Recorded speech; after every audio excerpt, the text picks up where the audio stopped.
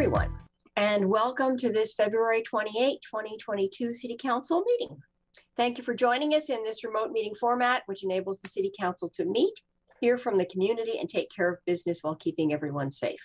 Anyone wishing to access the meeting can do so by watching the live stream available on our website, the broadcast on Comcast Channel 21, or by following the access instructions listed for this meeting on the city's public webcasts and meeting materials web page. Tonight's meeting will include a public forum. If you wish to participate and haven't already done so, please raise your virtual hand now to join the speaker's queue in one of two ways. For those viewing the meeting on a computer or other device, click once on the hand icon. For those listening to the meeting on a phone, press *9. We will continue accepting raised hands until 7:35.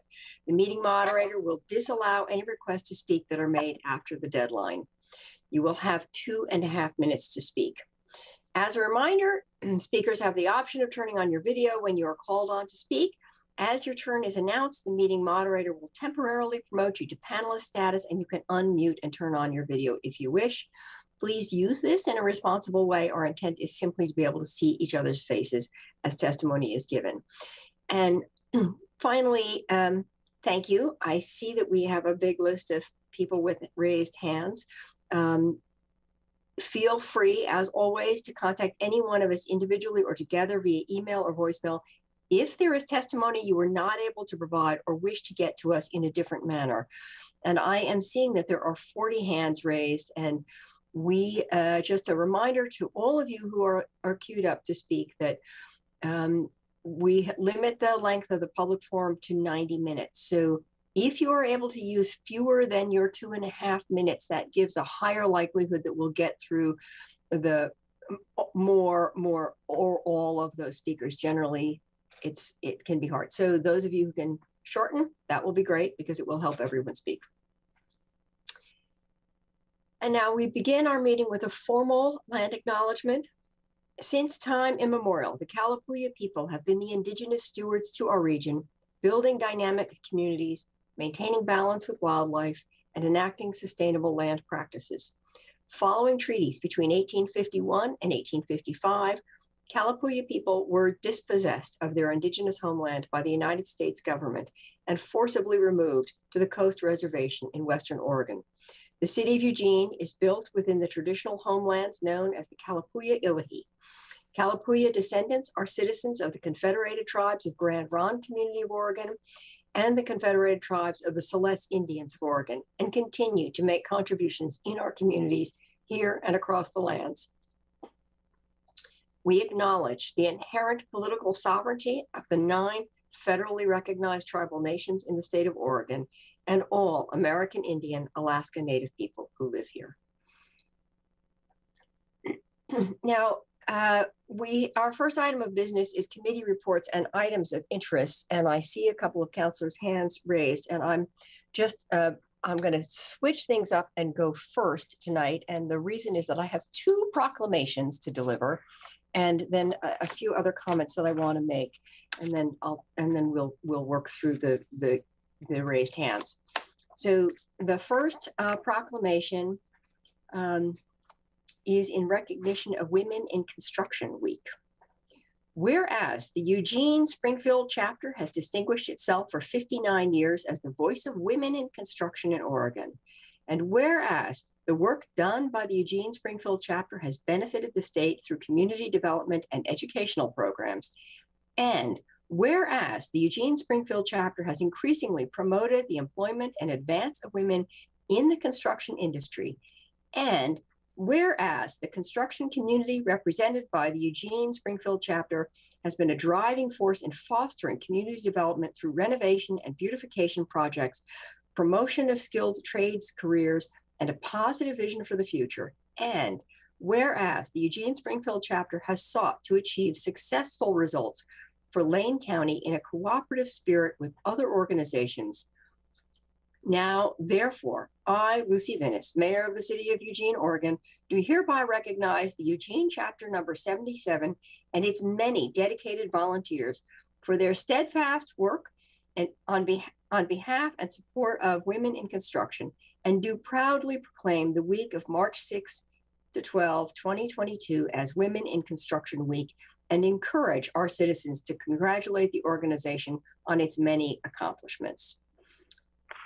And I will just say that I have a connection to the women in construction because they were very supportive of shelter care when I worked there. So it's a particular pleasure to me to acknowledge them tonight. Our second proclamation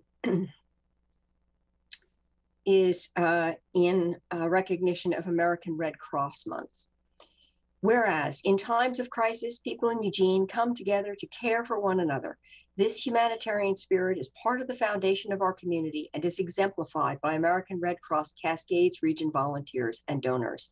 And whereas in 1881, Clara Barton founded the American Red Cross, turning her steadfast dedication for helping others into a bold mission of preventing and alleviating people's suffering.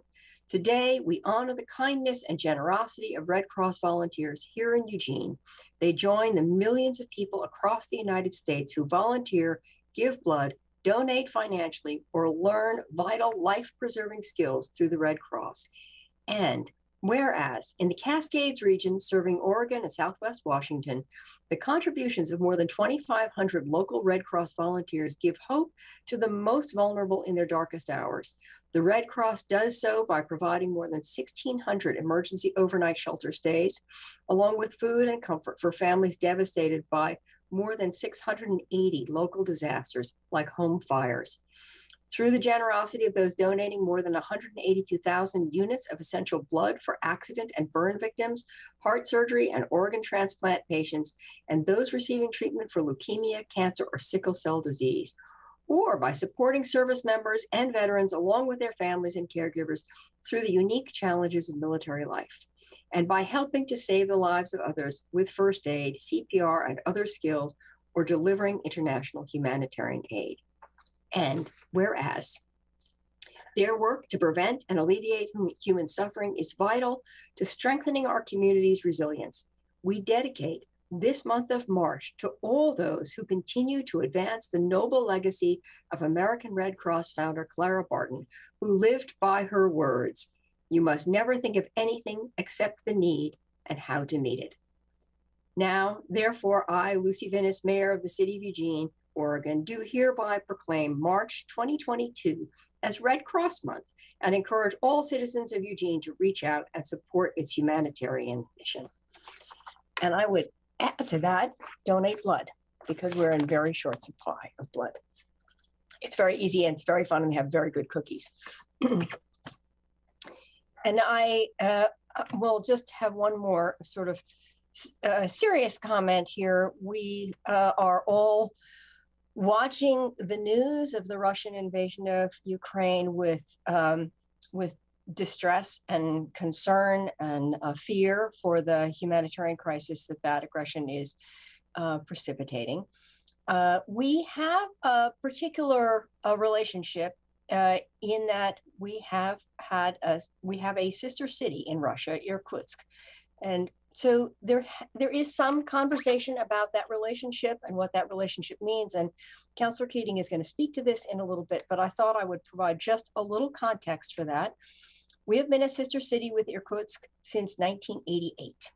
And one of the founding members who enabled that sister city committee to be formed, Dr. Galina Groza, is still serving on that committee, and she is its current director. And I did speak to her today to learn more about what she was hearing and what her concerns were. And so this sister city relationship is a people-to-people relationship. It is not a public policy relationship. It is there to create citizen diplomacy, to build connections between our communities, and it has done so now for almost 40 years. And the educational exchanges, family exchanges, there have been partnerships, exchanging of medical information, many trips back and forth over the years. I met a delegation in 2018 that came to visit us, Mayor Piercy in 2006, and Betty Taylor when she was councilor, both visited Irkutsk. So it's a long-standing relationship,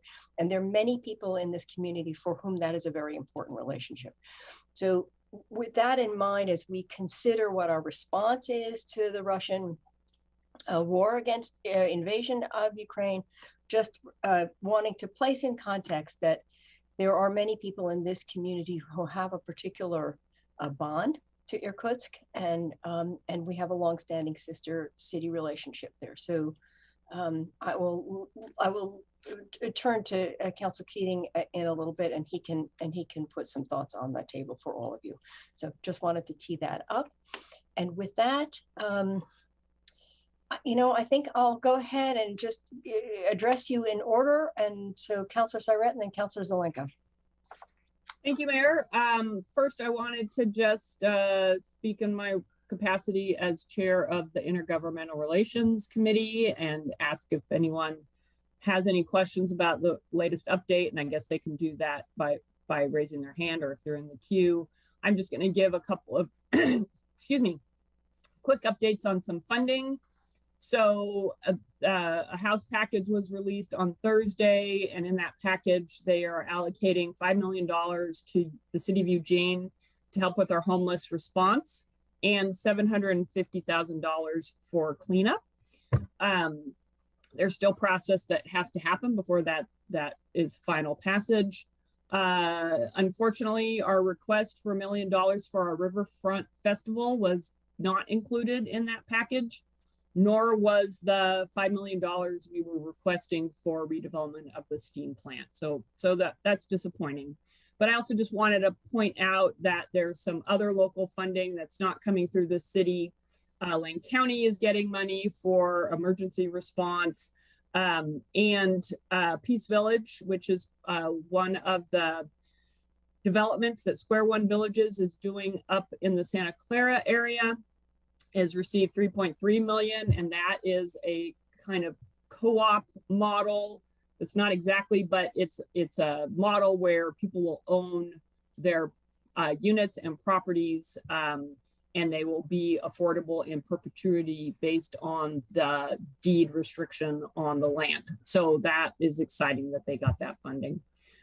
Secondly, I wanted to follow up on the what I said I was going to do in terms of putting forward a motion to schedule a work session on the concept of a public health overlay zone. And I did not get a chance to send that motion out ahead of time, but I am going to put it on the table here, and hopefully we'll get a second, and then we can discuss. So I move to direct the city manager to schedule a work session on the concept of a public health overlay zone. The work session should provide information on what the benefits of creating an overlay zone might be and how the city would develop criteria for deciding which areas of the city might benefit from such a zone. Second. Thank you, Councilor Gross. Okay, is there a discussion? Questions? I see hands up, and I'm assuming those are previous to this. So yeah, Councilor Gross. Thank you, Mayor. I strongly support this. We've have a significant problem going on in the Bethel portion of our city, and that's not the only threat that we have. We have threats from a number of directions, including the rail yard. And I think it's time that we move forward and try and proactively put some measures in place that will help with future planning and future siting of certain types of industries that can pose health hazards to the areas that they're near. So I enthusiastically support this, and I thank you, Councilor Syret, for making the motion. Thank you. And I see Councilor Semple put her hand up. I don't know if it's for this motion. I was in line before and I thought I was gonna ask a question and I bumped the hand down, but it's not about this. I think this is great. All right.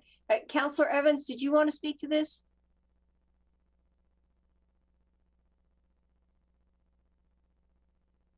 Well, maybe not. Okay, and everyone else is speaking on other issues. So with that, if there are no other comments, all in favor of the motion, please raise your hands. 1, 2, 3, 4, 5, 6, 7. And I don't know about Councilor Evans, but it passes, and I'm sure he supports it. I'm sure he supports it. So thank you. Oh, there he is. There we go. Thank you. So thank you very much for bringing that forward. Yep. Thank you, everyone. That's all I had. Thanks. Right. That's great. Okay, Councilor Zelenka. Yeah, Mayor, point of privilege. I wondered if we wouldn't have a moment of silence for the hundreds of men, women, and children that have lost their lives in Ukraine at the hand of a madman and murderer, a government that has a long sordid history of murder, including my grandfather and uncle. And so I was wondering if we could observe a moment of silence for all those victims of Mr. Putin's war. Absolutely.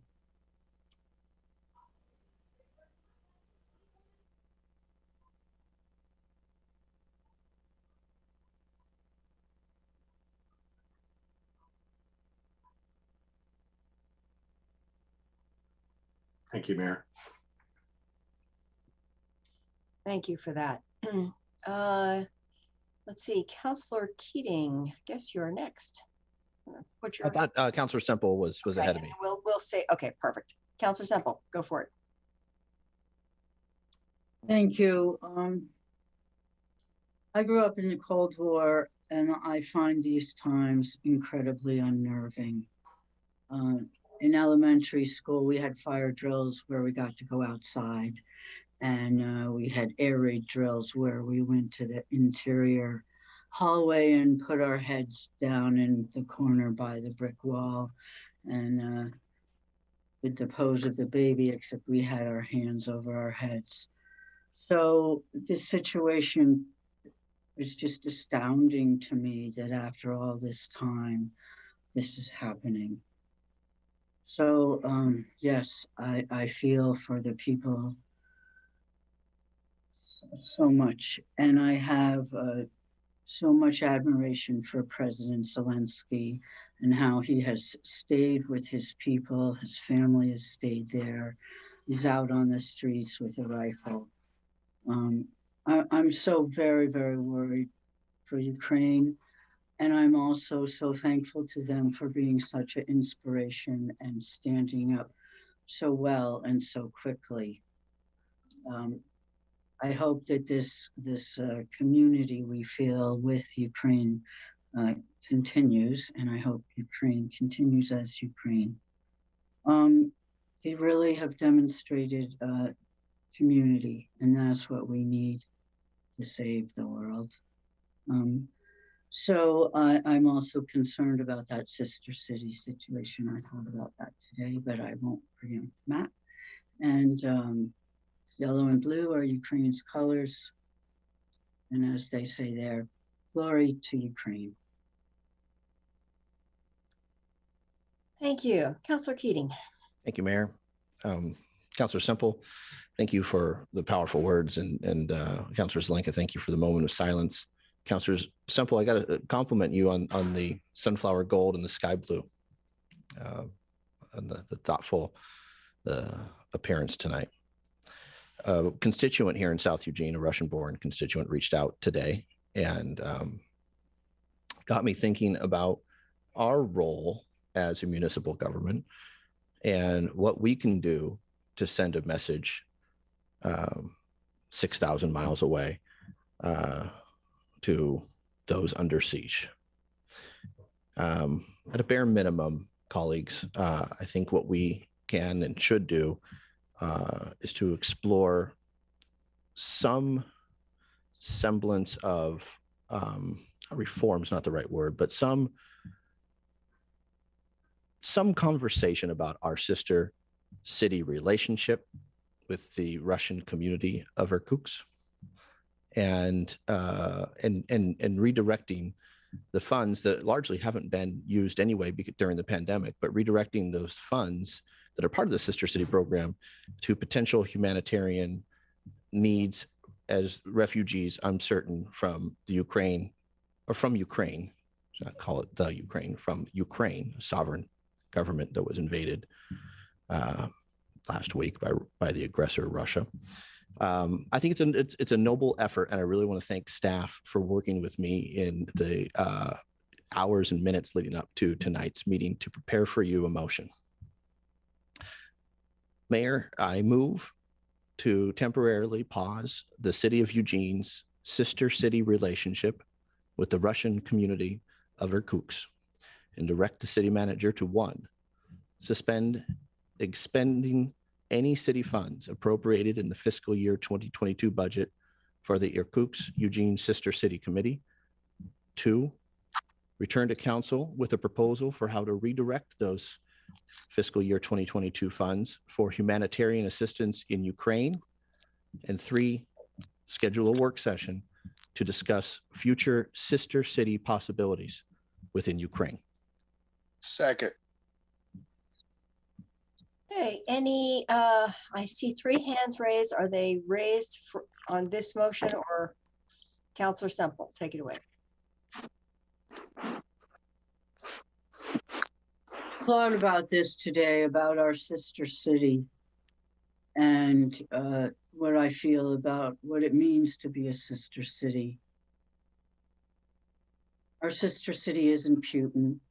Many people in Russia are protesting. I don't think we should abandon them. I think we shouldn't be sending them more money, but I don't think we should abandon them. They aren't Putin. Thanks. I just want to one point of clarification. We don't send money to Irkutsk.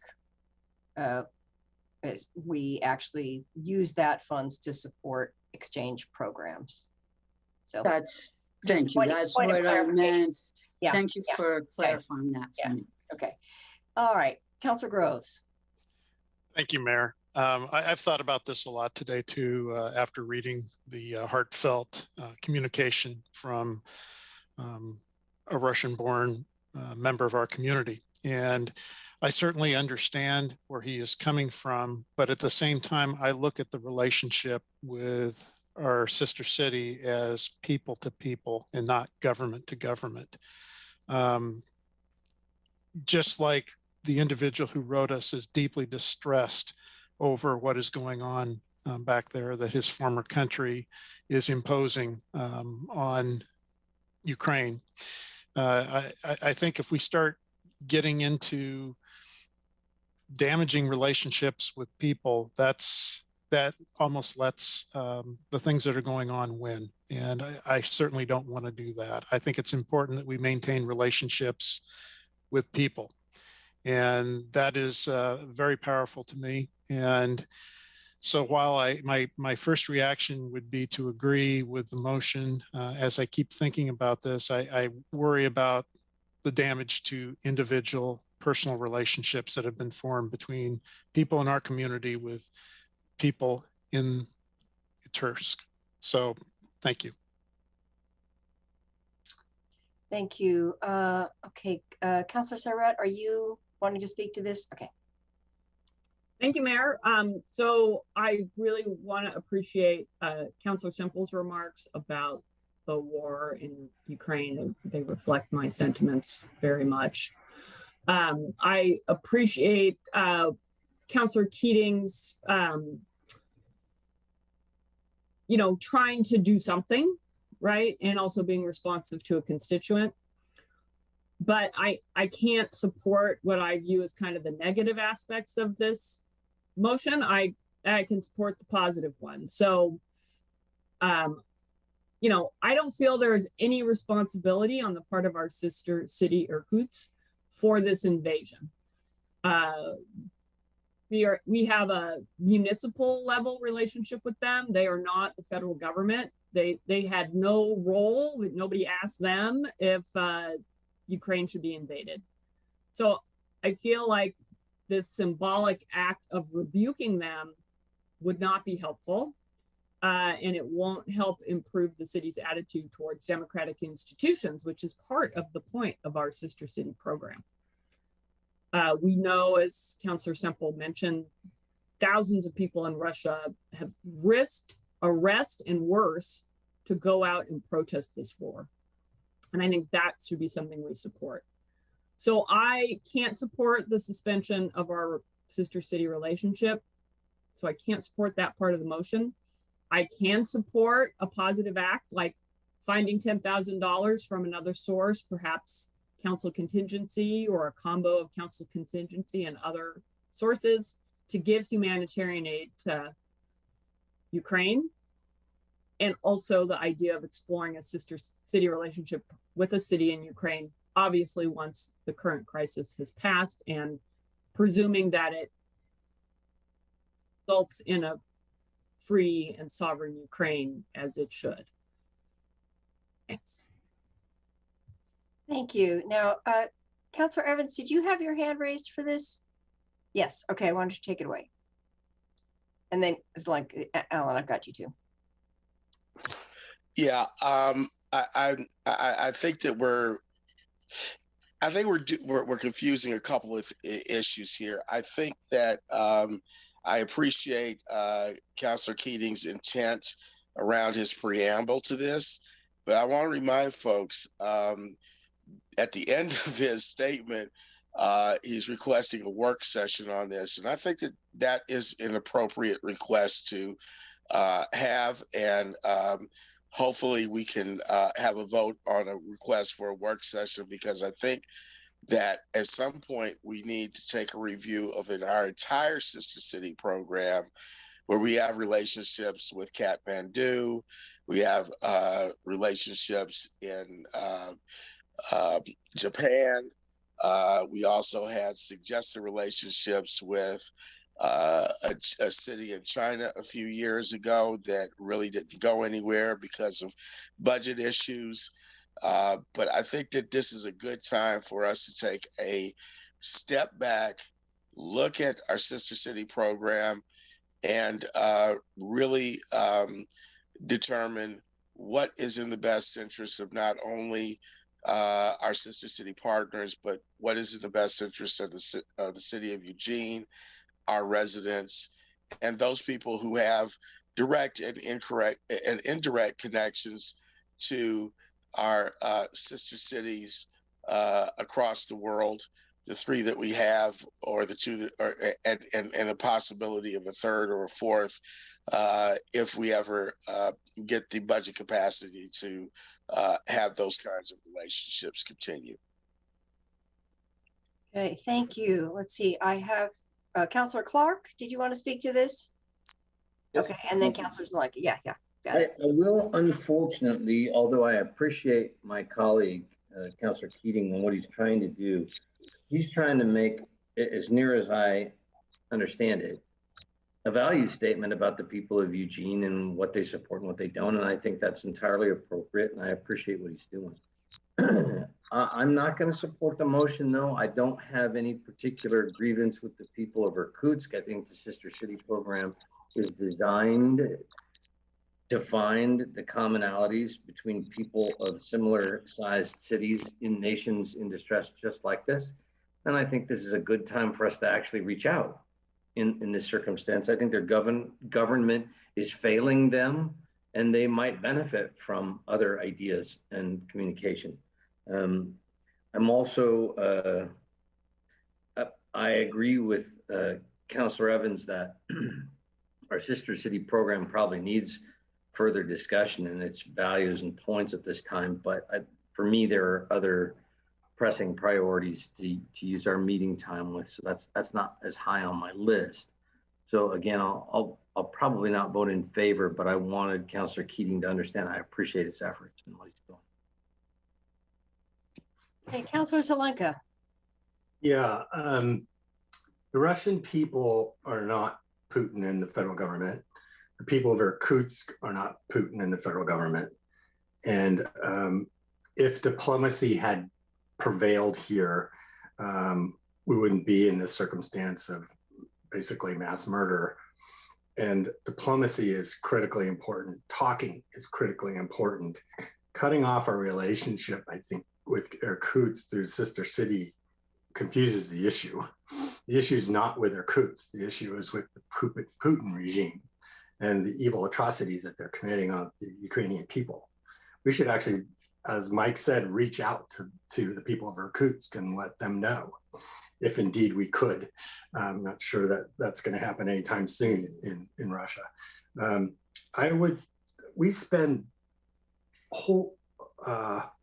woefully little on the Sister City program. I think it's like $25,000 a year or something like that. And I don't think that's where what we should be looking at. I'm wondering if Councilor Keating, you would take a friendly amendment to limit the motion to providing $10,000 from our budget to be sent to Ukrainian for humanitarian relief and aid. I would, Counselor, but if I could speak to the comments my colleagues have brought up in this thoughtful conversation, I appreciate the various points of view. I'm hearing pushback on things like suspend and, quote, cutting off relationships. That's not the intention of this motion. Very carefully and deliberately chose the language to, quote, temporarily pause our sister city relationship. And the intent there is to temporarily pause the relationship with a community within a country who is acting as an aggressor, bombing preschools and kindergartens. If, moreover, there are allegedly 9 community members being held right now in Irkutsk who protested Putin's aggressions last week on Ukraine. And are they arrested? Are they held indefinitely? Who knows? But there are 9 of us on this call, 8 counselors and a mayor. And if there were 9 Eugene residents protesting any one of our unlawful wars in the last 20 years, who were held, detained, or arrested, and any one of our sister cities said that's unacceptable, we're going to temporarily pause our sister city relationship with Eugene because those 9 community members are being held against their will for protesting an unjust war. That would be a noble effort.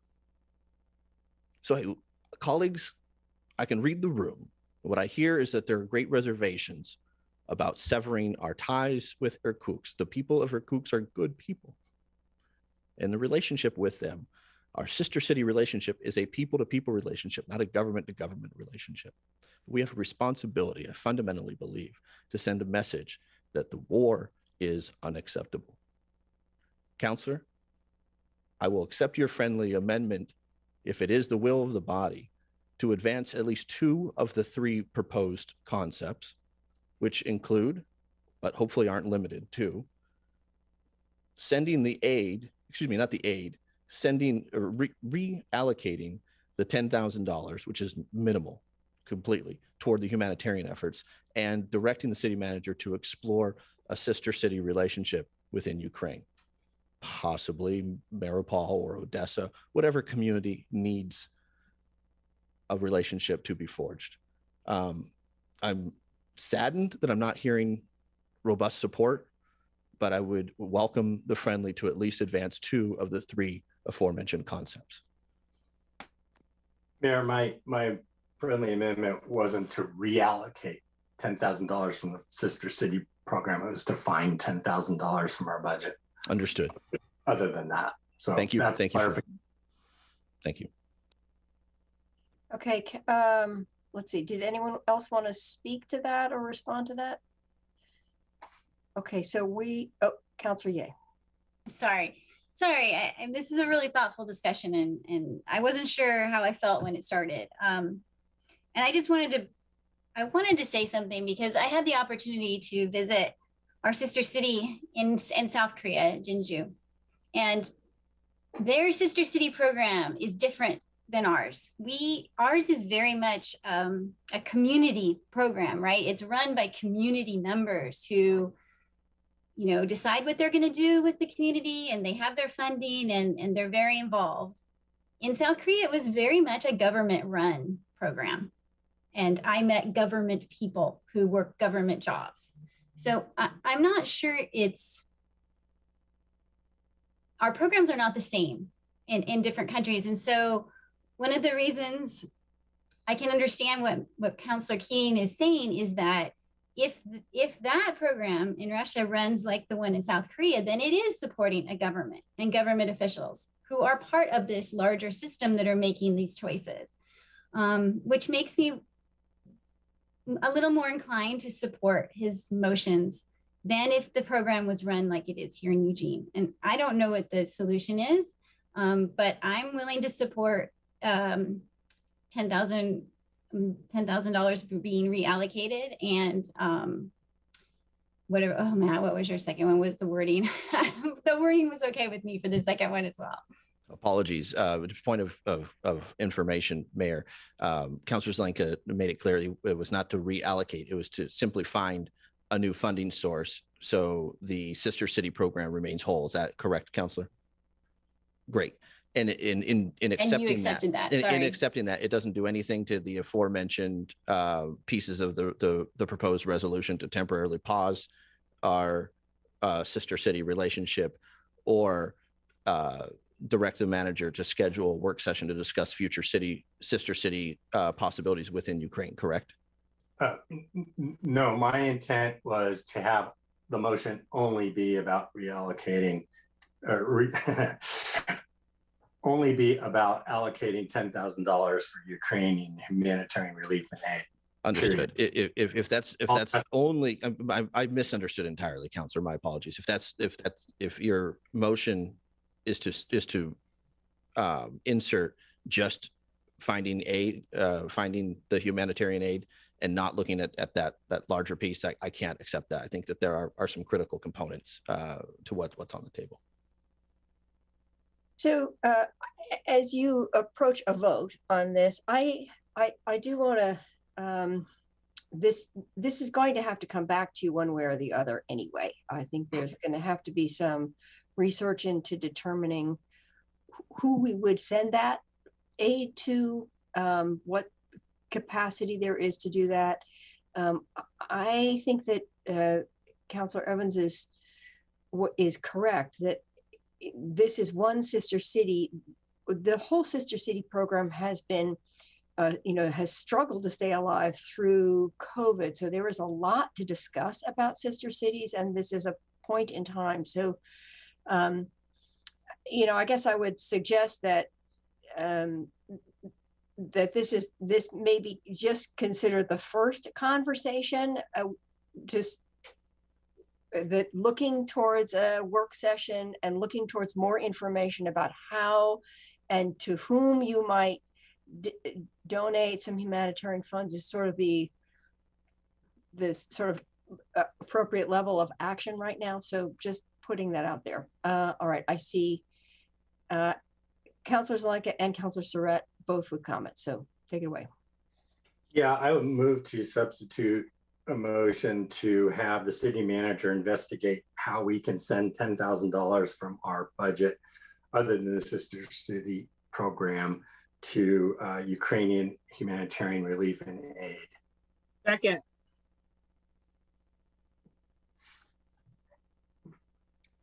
Okay, manager, do you want to speak to that? I just want to clarify, are you wanting me to come back with if what you're looking for is the funding source, you have funds available in your council contingency. So that's pretty well set. But I think the motion also asked me to bring back a proposal for how we would spend those. So that would still need to come back. But the other piece, I think you could direct now. Yeah, and if you wanted it to come, if your recommendation was to come from council contingency, I don't know how much is in council contingency, so I didn't make that recommendation. But that would be part of what you brought back to us. Thank you. Okay, I'm looking at the city attorney because I have two motions on the table, and no.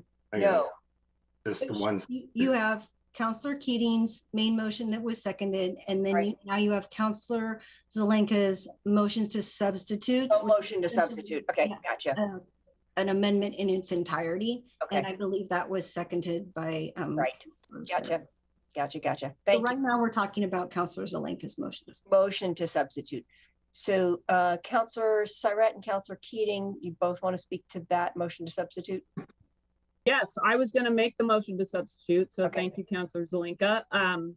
I would request the city manager move with all due haste it should not be that hard to figure out how a government contributes to a humanitarian effort. Our local churches are taking up funds and they figured out where to send those to a centralized place. So I think there's some urgency around that. I appreciate Councillor Keating's passion around this, but I still think it's misplaced.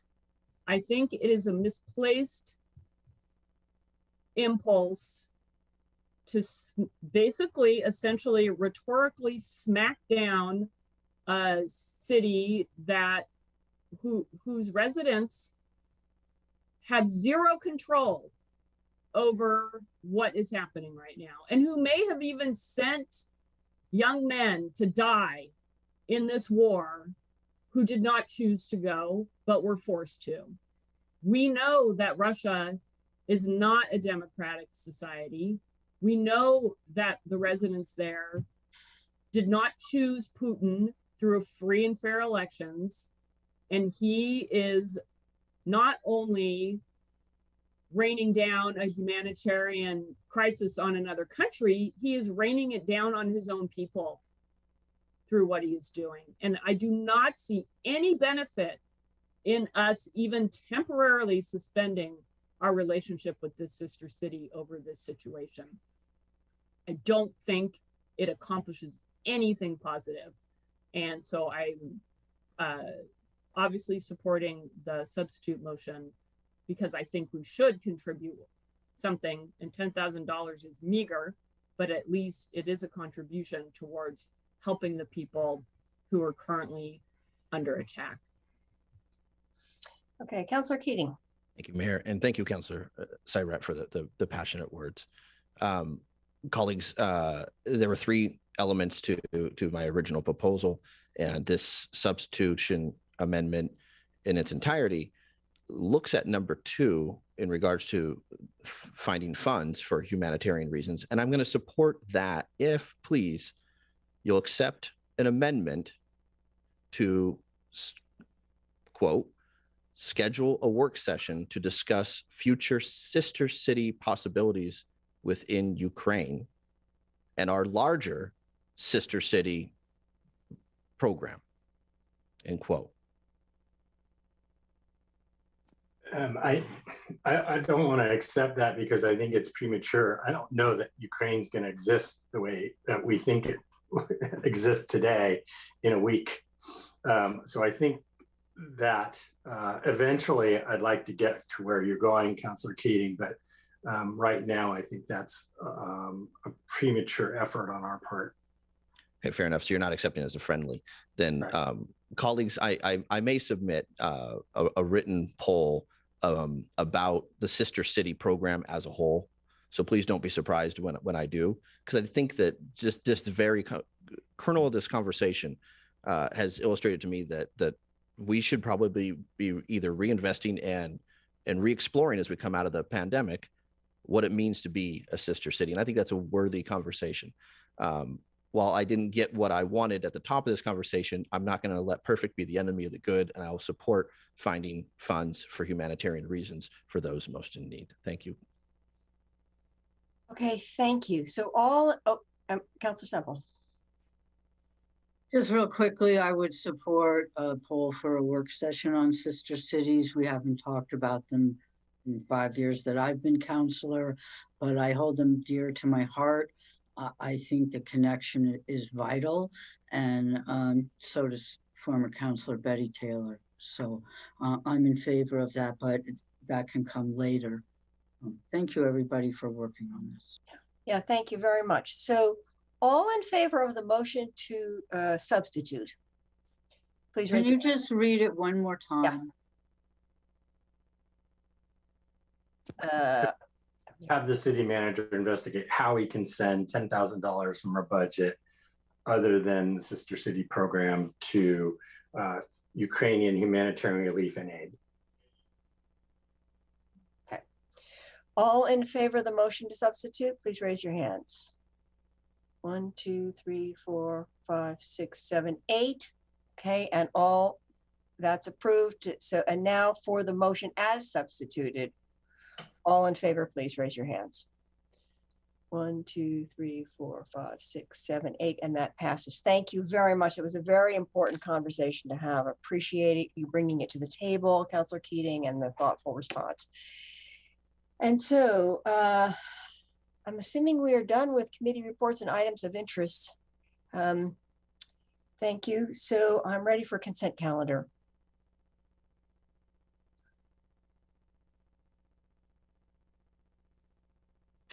Sorry, Mayor. I move to approve items on consent calendar 1. Second. Councilor Evans, do you have a comment on consent calendar? No, Mayor, I just couldn't get to my deal quick enough to add in a little bit 2 cents to our previous comments. But I'll wait till after we go through the consent calendar. Okay. All right. All in favor of the consent calendar, please raise your hands. 1, 2, 3, 4, 5, 6, 7. I must have 8 up there. Thank you so much. That passes. All right. Councilor Evans, one more comment. Yeah, I just wanted to acknowledge the fact that of the recent passing of former state representative and LCC board member Bob Ackerman. Bob was a tremendous supporter of civil rights. He did a lot of work to make LCC the institution that it is and has been in this community for over 55 years. He was one of the first LCC board members back in the mid-60s. And he is the one who basically saved the rites of passage summer academies from the chopping block 22 years ago. And I remember his words when he said that if you cut this program and you cut these programs, we might as well just shut it down and say, we are not supportive of our communities of color, and we're not supportive of what's on the bottom of our letterhead, that we are an equal opportunity, affirmative action organization committed to those principles. And so I really appreciate what Bob Ackerman did, not only for this community as a whole, but for communities of color in Eugene, Springfield area. And at some point, I'd like to ask the mayor to maybe we would, at a future meeting, issue a proclamation in his honor. Yes, thank you very much for that, Councilor Evans, for reminding us about his important role. And yes, we can develop a proclamation to formally honor him. Thank you very, very much. Okay, with that, I think we're ready to move on to the public forum. We have a lot of people who are very patiently waiting for that. The public forum is an opportunity for individuals to speak to the City Council on any city-related issues, except for those items which have already been heard by a hearings official. When it is your turn, the moderator will announce your name and promote you to panelist status. Please state your name clearly and, for Eugene residents, your ward if known, before beginning your comments. Again, each person will have 2.5 minutes to speak. If you are watching the meeting, the timer should be visible. A yellow light will come on when you have 15 seconds to complete your comments. The red light indicates the end of the 2.5 minutes. For those who have connected to the meeting via phone and don't have the benefit of seeing the timer, please be aware that your microphone will be muted at the 2.5 minute mark. And again, I have noted that we limit this to 90 minutes, and we have 41 hands raised. So those of you who can shorten your comments to less than 2.5 minutes will make it possible for more people to speak. And with that, I will turn it over to the moderator. Thank you, Mayor. I'm going to briefly share my screen so speakers can see where they're at. Can you guys see my screen, or is it just showing blank? Here first. Okay. So Karen Kaplan is going to start us off. She's with the Eugene Sustainability Commission, and I'm just going to slowly scroll through.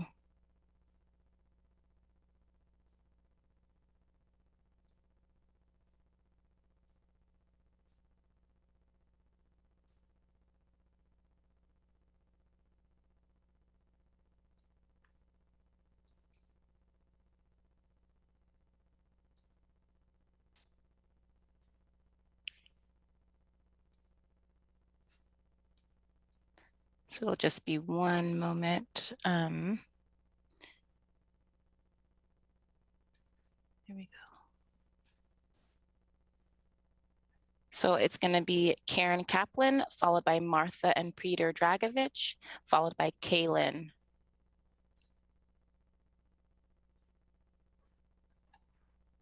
And Karen, please unmute. Okay, can I start? Yes. I'm listed down below, so you can cross me off as well. My name is Karen Kaplan, and I'm a commissioner with the Eugene Sustainability Commission. And thank you all for your work. It's been very humbling attending this meeting so far. Mayor Venice and Eugene City Council, the Sustainability Commission wrote to you on January 25th and February 22nd of 2021 to request a work session and review of the ESC proposal regarding a city ordinance to require all large events to implement common sense zero waste practices to assist the city in reducing greenhouse gas effects from large events, especially ones associated with food waste, meeting our region's obligation towards the state goals of 50% waste diversion, reducing pressure on the county landfill, creating opportunities to educate the public and implement waste reduction practices, standardizing waste reduction at local events. Thank you for honoring our early request and holding a work session on large events waste management on October 27th, 2021. However, it appears from this session that the issue is tabled indefinitely. With the upcoming planning for a significant number of large events to be held in Eugene, the Sustainability Commission requests that this issue be further investigated and reviewed for implementation of an ordinance requiring all events to utilize existing and established city resources to reduce waste and climate impacts. The city has done an excellent job of demonstrating that this can be done, including creating extensive resources for tracking and mechanisms to reduce overall event waste. It is currently voluntary. The Sustainability Commission is requesting that the city take it a step further and make this practice mandatory. Allowing this to just be a voluntary practice is not yielding needed results. And we sent you a copy of this letter. You have a copy of the proposal, and also as you have a copy of these things, there is also an addendum to this letter that you should have received. I also wrote to all of you as a citizen of Eugene and had not heard a response. So thank you very much for your consideration and for your hard work in all of these important issues, especially climate change. Thank you, Karen. Next is Martha and Peter Dragovich, followed by Kaylin, followed by Michael Havlick. Good evening, Peter Dragovich, Ward 5. I have a positive story to share about a new relationship my wife Martha and I have entered into with cooking. We now use electric induction cooking. It's accessible to homeowners and home renters with very affordable and light portable plug-in countertop models available, as well as cooktops and ranges. It's faster, safer, and cleaner than other forms of cooking. According to the Wall Street Journal, electric induction cooking is quickly leaving all its competitors behind, increasing market share by 30% over the past several years compared to 3% for the rest of the market. Induction cooking, quote, uses less energy and allows food to reach higher temperatures faster than your old stove. Many chefs are impressed with the speed of induction cooking. One example, induction boils water more than twice as fast as gas, and the temperature controls are twice as precise. Plus, it doesn't heat up its surroundings. No wonder chefs like it. Most important, outmoded gas cooking produces greenhouse gases, including carbon dioxide and leaked methane. It gives off sulfur dioxide, formaldehyde, carbon monoxide, and nitrogen dioxide, which has been shown to increase the risk of asthma in children. A 42% increased risk for current asthma and a 32% increased risk for current plus lifetime asthma in children, as shown in an analysis of 41 studies published in the December 2013 International Journal of Epidemiology. According to the American Lung Association, in the US, asthma is, quote, the most common chronic condition among children, end quote, affecting over 6 million children, 1 of every 12 people under age 18. Also, people of any age with respiratory issues can have their health placed at risk by fumes emitted from gas cooking. With no open flame or hot cook surface, induction cooking is safer and cleanup is much faster with the smooth, flat cooktop. Home is where the heart and the health is. We encourage looking up information on electric induction cooking. Do look up. Thank you for your time.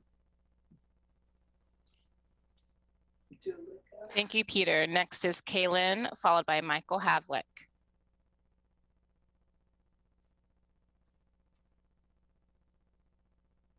Hi, my name is Kaylin. I live in Ward number 7. I know you guys are considering many protections for renters currently. My personal story, been actually affected by many of the topics that are up for discussion in regards to renter protections for capping the application fees at $10, deposits being limited, as well as discussing the no-cause evictions. Personally, my story is pretty intense. It started in September of 2019 when we were essentially no-cause evicted for literally having a child at our house. My husband received 50-50 custody of his daughter, and we received an email stating that we needed to leave because we literally had a child staying at our house over the weekends. She was 7 at the time. We had to go through many, many obstacles with our former landlords, a year and a half of retaliation tactics, our amenities being stripped from us all the time, being advised that if we park in our driveway, we're going to be towed. It took us $1,050 to be just denied for a place to live for that. So it took us a total of 8 months to find housing. And then after 16 months of living there, we received an email stating that we needed to move within the 2 weeks. It was pretty intense at that time. There was a lot of ups and downs. Then being told once our lease had expired, that we needed to leave immediately. And for no other reason than we still had a kid there. So we're currently going through those situations right now to getting that resolved.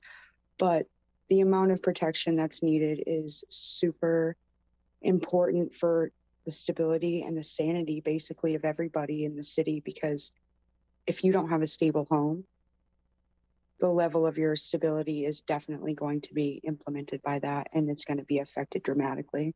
Thank you.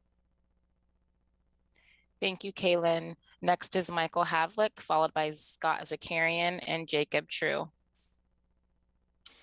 Good evening, Mayor Vennis and members of the council. My name is Michael Havlick, Deputy Executive Director for Multifamily Northwest. At the last public forum, I shared that we have been evaluating CEDA hotline data and concluded that the topics have been well-established law at the state level. Unlike some other states, Oregon benefits from a highly refined set of statutes for renters and housing providers. And I provided you a chart to reference existing law that pertains to each of these topics. You can verify for yourself, for instance, the current rules on tenant screening and security deposits, and I hope you find that helpful. Next, the 2019 Renter Experience Survey has also been widely cited as the reason to move forward with this set of proposed ordinances. We've expressed some concern that it was not conducted scientifically and was not representative of the community. For example, in the survey, 20% of the respondents were employed part-time and 18% of the respondents were unemployed. It probably can be proven that zero income segment of the rental population more frequently experiences non-payment filings, but applying this to the general population really doesn't stand up to scrutiny. We found in reviewing the minutes of the Renters Protection Committee that city staff member Stephanie Jennings shared that, quote, the goal of the survey was to get people to anonymously share their views. And she followed that the survey was not representative of the community and not done scientifically, end quote. And we feel this is important for your consideration. Lastly, the city of Eugene, if the city of Eugene is going to optimize their tax credit equity for new affordable housing, you should avoid taking action that compromises the pricing of those credits. I've learned over 20 plus years in affordable housing that there are lots of eyes on each individual deal long before ground is broken. Lenders, syndicators, appraisers, asset managers, bond rating agencies, the list goes on. They not only look at financial viability and risk of individual projects, but they compare other markets as well, and they adjust their expectations accordingly. So I would hope that you thoroughly investigate all of the implications from the development side and quantify the costs of the ordinance and avoid any decisions that might make your tax credits less competitive. Thank you. And I also wanted to share that I really do appreciate all of your comments on Ukraine. I found that very, appreciate that you're taking on that topic. Thank you. Thank you, Michael. Next is Scott Zakarian, followed by Jacob True. Good evening. My name is Scott Zakarian. I live in Ward 7, and I'm also a property manager here in Eugene. I wanted to speak tonight about the need to keep regulations related to landlord-tenant law consistent at the state level. As has been mentioned here before, rental properties are an investment and a business for property owners, but they're a home for renters. These two different perspectives do not have to be opposing or confrontational, though. Property owners need great renters, and renters need an affordable, safe, and well-maintained place to call home. One of the most important pieces for any renter here is that the property is affordable. There are many statistics floating around right now showing that a large percentage of Eugene renters are severely rent burdened. The proposed ordinances will contribute to make this problem worse. Businesses operate best with a consistent regulatory environment. Multiple cities with multiple sets of different regulations overlaid on top of state regulations create an environment that is very difficult to operate in and ultimately drives up costs. I'm not saying that there shouldn't be any additional rules or regulations or that there shouldn't be any changes to existing rules or regulations. I am saying that consistent rules at a state level are critical to keep cost under control for property owners. Creating an inconsistent regulatory environment for property owners increases costs as they continually have to ensure compliance with multiple sets of overlapping rules. Ultimately, these increased costs have to be passed on to renters in the form of rent increases, which would create an even heavier rent burden for Eugene renters. Thank you for your time. Thank you, Scott. Next is Jacob True, followed by Lynn Woodrich and Kevin Cronin. Hello there, good evening. My name is Jacob True, and I'm in Ward 1, and I'm here to speak today in favor of the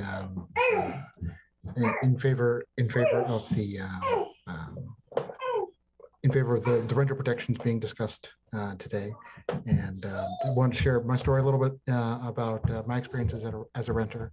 I know that you know, in the several occasions that we've rented different places, and as we've moved around from across the state, we've rented a few places here in Eugene. You know, in each case, you know, there's always been tremendous, battle over, the tremendous battle over having to pay rental application fees over and over. They could be different amounts, and sometimes I feel like, people are just running rental fees, and they run you and then they reject you, or I don't even understand. It's to me, it's very frustrating. I know that in the last place that we rented for the security deposit, we moved out of that place and moved into our new place, and we had that place spick and span, all clean and tidy, everything documented. I took pictures of everything, and they still found $1,000 plus. They ate up all the security deposit. It's somehow every single time you move out of a place, they find a way to take the entire security deposit away from you. So it's like, it does. And what are we supposed to do? Take them to small claims courts, over that amount. We're fortunate that we're in a situation that it's like, well, do you want to pay thousands of dollars in court fees, or do you want to pay thousands to this guy? So it's like, it's very frustrating. I'm rambling, I apologize, but I'd like you to seriously consider passing these renter protection programs. Thank you for your time. I yield the rest. Thank you, Jacob. Next is Lynn Woodrich, followed by Kevin Cronin. Hi, my name's Lynn Woodridge. I'm the Active Bethel Community Co-Chair, living in Ward 6 with my 93-year-old dad, and I'm a homeowner in the Bethel portion of Ward 8. ABC and Beyond Toxics held an informational Zoom meeting regarding J.H. Baxter on February 17th, where DEQ showed a map of the possible dioxin-contaminated area they'll be focusing on for cleanup. As you can imagine, the Bethel community is frightened of the soil results and also relieved that the polluter has shut down operations. The Zoom meeting tomorrow at 6 p.m. is being put on by OHA and is titled J.H. Baxter Health Focus. I hope many of you can attend. The Zoom link is on our Active Bethel Citizens Facebook page and website. With the shutdown of J.H. Baxter, it has become even more clear that the city needs new tools to deal with chronic toxic polluters. Ensure polluters have insurance to cover the cost of cleanup when they shut down and stop new polluters from locating here. The health overlay zone will be a critical piece in future planning for our area. Thanks to Randy Groves, Claire Syrette, and all the counselors for work on this, and also for the risk bond discussion. We had 50 volunteers to plant trees in the Gilbert Park area last Saturday. Thanks to Councilors Syrette and Groves for attending and helping plant. We will be planting again on March 26th in the Mangan Park area. All are welcome to attend. Good news, the Parks Department will be adding barkle mulch to the Lark Park's bare areas as a temporary measure to make it safer for children, as DEQ is unable to retest for dioxin levels at this time.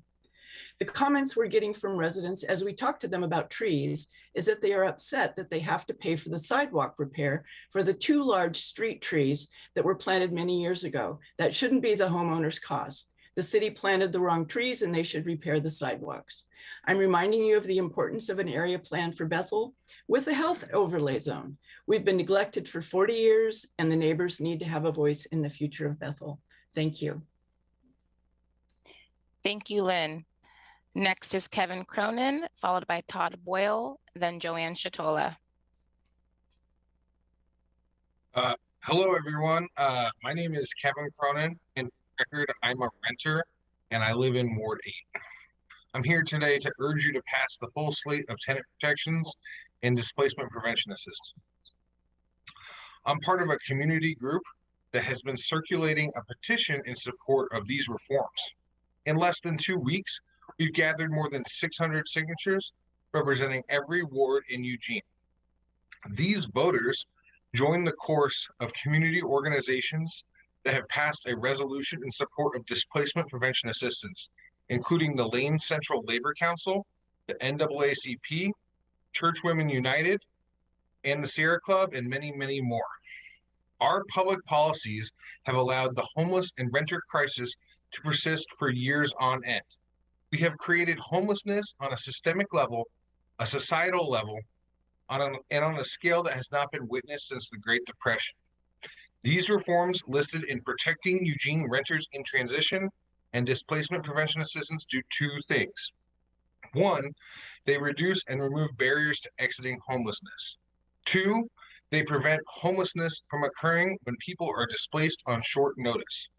Additionally, these reforms have a low cost to the taxpayer to implement and raise new revenue for badly needed city services.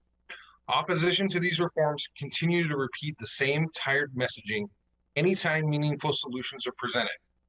You've heard the arguments a dozen times before. The fact is that landlords like Norton Campbell chaired the Renter Protection Committee that brought you these reforms. They had a real vision on how these would bring meaningful equity to our housing market and how other landlords could implement with minimal disruption to their business. The organizations and people that you trust support these measures. It's time to do the right thing. Please pass PERT and DPA.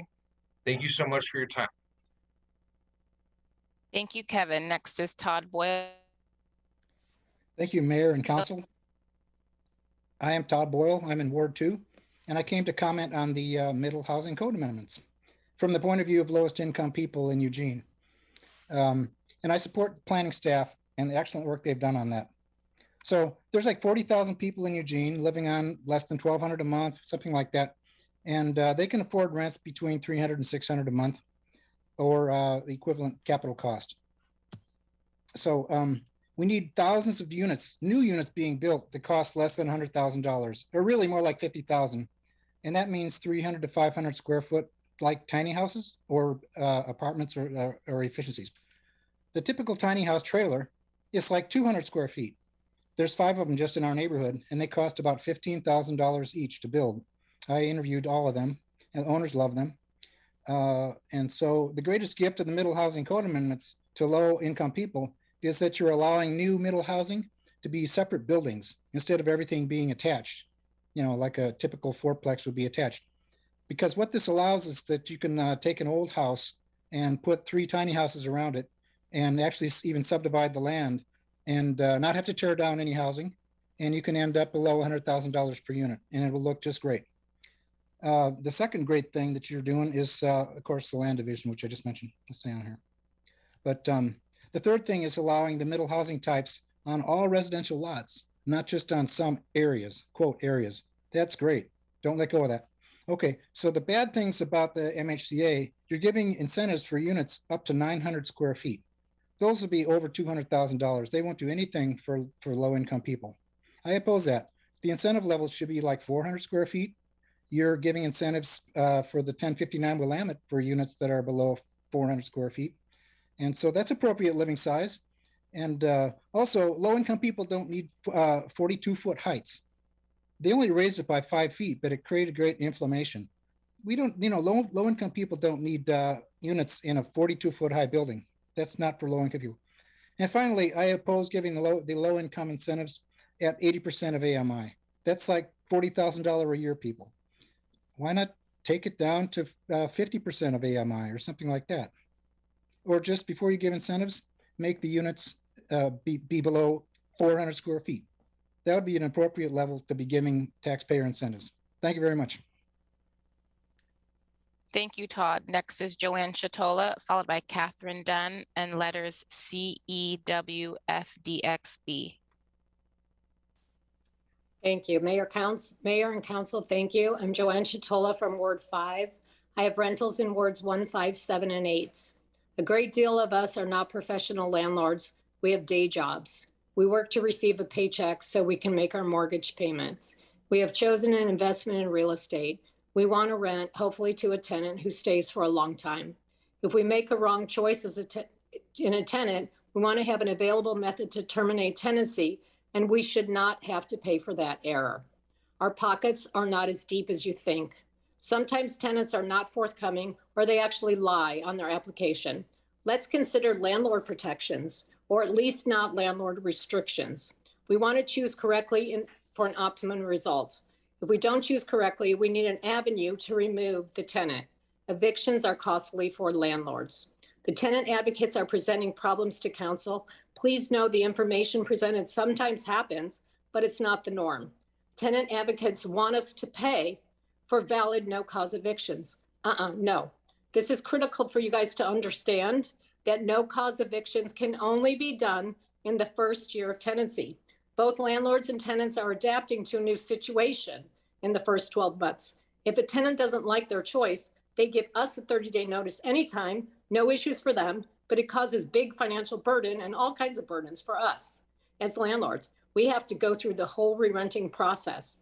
If we want to terminate tenancy for no cause, which is only in the first year, we give the tenant a 30-day notice in year 1 only. The proposal is for landlords to pay tenants in that no cause window. We want to rent, so a no cause is just a simple title that is a super great for the tenant. And yes, it's for the tenant. Why? Because it serves tenancy without damaging the tenant's rental record, so they can easily rent again. I can give them a fair rental reference because I did not evict with cause. I have done 30-day notices in the past, no cause first year. It was to avoid tainting that tenant with a cause eviction. There was absolutely a concern, or I wouldn't have done it. Okay, so it's guaranteed. If certain behaviors or lack of communication raise concern, I may choose to evict that tenant. Unfortunately, now I must do it in year 1. So if a tenant feels like they need financial help, perhaps they can get it from someone other than the landlord. Again, our pockets are not that deep. Thank you. Thank you, Joanne. Next is Catherine Dunn, followed by letters CEWFDXB.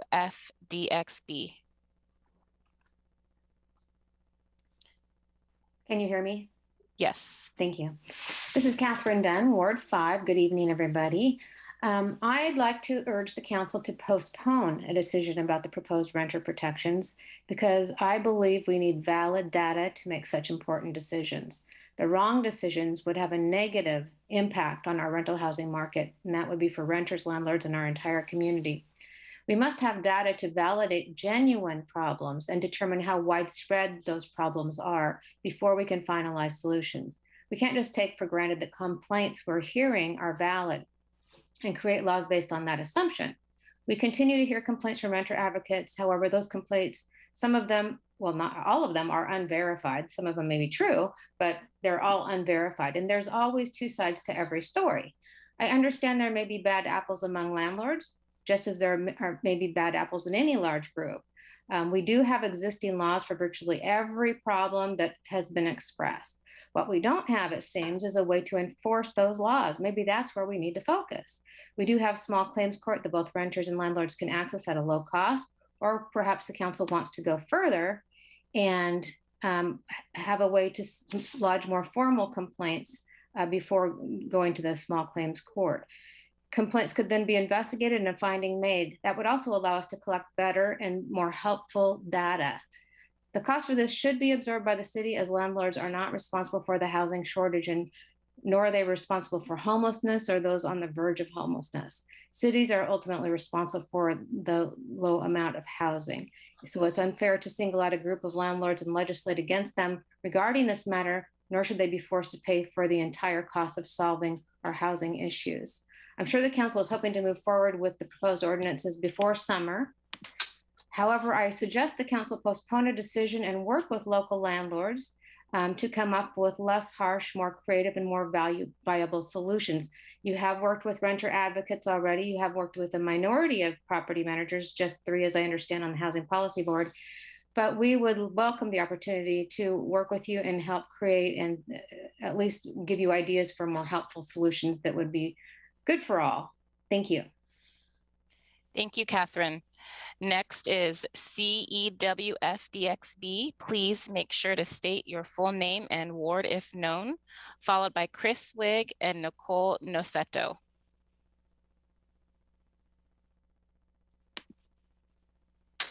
Can you hear me now? Yes. Okay. My name is Dave Biaggi. I work as a custodian on the swing shift crew and facilities and have been employed by the city of Eugene for approaching 3 years. I am here to share my experience working on site during the pandemic and why I feel our crew has earned and deserved pandemic pay. I urge the city council to consider using ARPA funds to provide essential city workers with much deserved pandemic pay. First off, I will say that custodians are a very unique group of people. We possess certain characteristics that motivate us to do a job that most people are unwilling to do. Our job is mostly thankless, lower pay, and than most professions, and can be dangerous to our health. We are looked at by many as the bottom of the barrel. Most of us have heard things said like, you better go to college so you don't end up being a janitor. I feel that with many equity issues being addressed, it is time to start addressing biases and stigmas attached to lower paid blue collar workers, such as custodians. We can start by acknowledging the fact that City of Eugene custodians have played a major role in keeping many of the city's most important buildings clean and safe during the pandemic, and paying us fairly for putting our health and lives at risk during the pandemic. Aside from COVID, our job can be very risky. On any given day, we may encounter and have to clean up urine, feces, blood, vomit, spit, or even unwrapped feminine hygiene products, all of which can carry serious diseases, including HIV. Most custodians will clean these up without saying a word to anyone or even receiving a thank you. We are also expected to clean buildings in downtown Eugene where violent crime is common. How many people do you actually know that would be willing to do this for $16 to $20 an hour? Now let's add COVID to all of this. Swing shift custodians are deemed essential and are required to work on site during the pandemic. We are required to wear a mask for a 10.5-hour shift. Personally, I started getting severe headaches, sinus infections, and nosebleeds from wearing a mask for such extended period of times. Our workloads were increased by having to sanitize hundreds of touch points. We are exposed to many different sanitizing agents used by city workers to clean their personal spaces.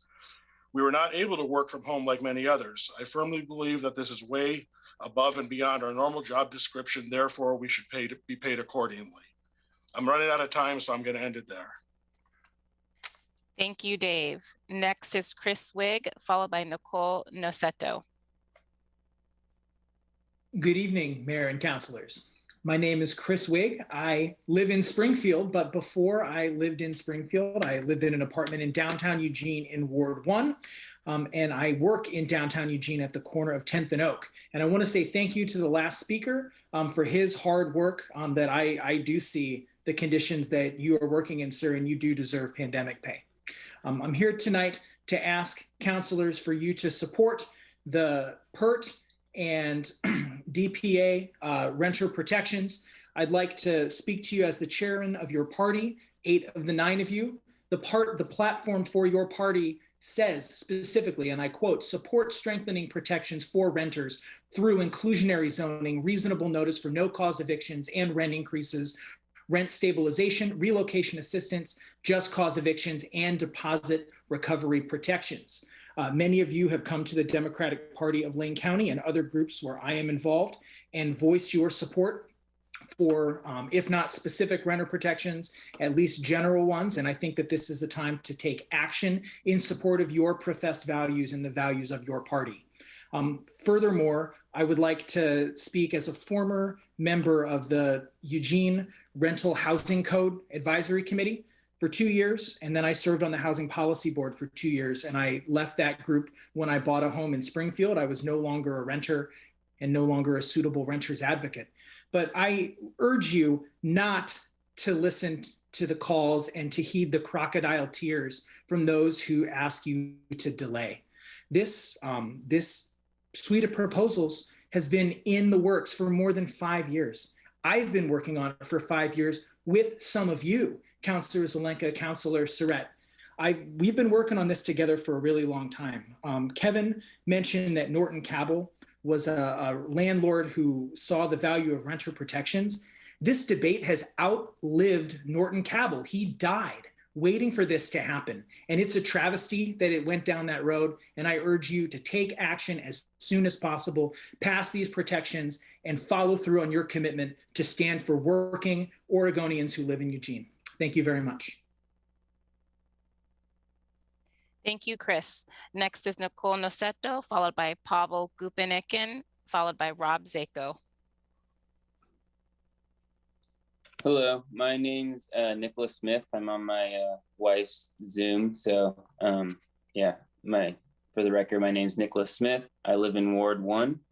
I'm here to discuss the allocation of the American Rescue Plan Act funds for essential workers. I too, like the gentleman before last, work for the city of Eugene. I work in the parks and open space. The pandemic has significantly impacted the scope of my work, particularly due to the shelter-in-place order that has allowed urban camping for the unhoused population. I would like to acknowledge my support for this policy, but I think it's important that the City Council is aware of what park staff have been tasked with as a result of the pandemic. Our team works in vegetated areas throughout the city and alongside roads where many camps are frequently formed. Twice a week, our team is tasked to visit these camps and hand out trash bags, provide information about community resources, and remove accumulated trash. In addition to the increased risk of face-to-face communication during a pandemic, we remove truckloads of loose trash, rotting food, human feces, used needles, and other hazardous waste that would otherwise be left if it wasn't for my team and many other teams throughout the city. Because of the shelter-in-place order, many camps have become increasingly and more extremely established, and that's significantly increased the volume of trash and hazardous waste that we are required to handle. This is work that is essential to the public health of the community, but it comes with risks. The park staff has assumed new and significant occupational hazards as a result of this change. Sorry, my wife is laughing. She's filming me. sorry about that. Park staff has assumed this new and significant occupational hazard as a result of this pandemic. So I'm urging the City Council to please prioritize the approval of the American Rescue Plan Act funds for essential workers. Thank you very much for your time. Thank you, Nicholas. Next is Pavel Gubenikin, followed by Rob Zako. Madam Mayor, members of the City Council, my name is Pavel Gubenikin. I am a resident of Ward 2. I am a City of Eugene employee, and I'm here tonight to speak to you as a private city resident. Along with many people in our community and around the world, I am shocked and devastated by the recent events in Ukraine and by the unprovoked and brutal aggression launched by my home country of Russia against the people of Ukraine. While this terrible tragedy is unfolding, as Councilor Keating mentioned earlier this evening, 6,000 miles away from Eugene, there are a number of people in our community with ties to that part of the world who are deeply and painfully affected by these tragic events. I want to thank Councilor Keating for making the motion earlier tonight, and to all of the members of the City Council who gave this motion a very serious and thoughtful consideration. Please note that over the last few days, several dozen people in our sister city of Irkutsk risked their lives and freedom to protest against Russia's brutal and unjust war. According to the social media reports, at least 9 of the protesters were illegally arrested, beaten, and detained by our sister city's police department. These brave people, they're still imprisoned in Irkutsk at the city jail as I speak. And I should also note that this is just the confirmed number of recent arrested political prisoners in Irkutsk for whom we know their names and addresses, and the actual number is likely to be a bit higher. These folks are being denied legal representation, may be facing prison terms simply for speaking up against the war. While the mayor and city government of Irkutsk are not personally responsible for starting this war, they bear direct responsibility for supporting oppressive political regime that made this war possible. In light of these circumstances, it is simply unconscionable that any City of Eugene funds would be used to maintain a sister city relationship with the city whose government engages in such behavior. Councilor Ye is exactly correct in her characterization of Irkutsk sister city program. On their side, it is not a citizen-run grassroots program at all. It is a fully government-run program, and you can be sure that Eugene City Council refusing to suspend our sister city relationship with Irkutsk will be used by the government propaganda there. I do appreciate your very thoughtful deliberation on this topic. In conclusion, I just also want to mention for folks at home that they can provide support to Ukrainian refugees through the Springfield Nativity Ukrainian Church in Springfield. Slava Ukraini, Slava Heroям, ще не вмерла Україна. Thank you. Thank you, Pavel. Next is Rob Zako, followed by Nancy Onhert and Kathy Robidoux. Good evening, Mayor and City Councilors. I'm not seeing myself on video. Can you hear me? Yes, we can hear you. Do you have the ability to turn your video on? I actually don't, but no matter. I will speak. I'm Rob Zako. I live in Ward 3, and I'm the Executive Director of Better Eugene Springfield Transportation. We formed 10 years ago to provide voice to community support for West Eugene MX. Here we are a decade later, and you're being asked this coming month to approve moving ahead.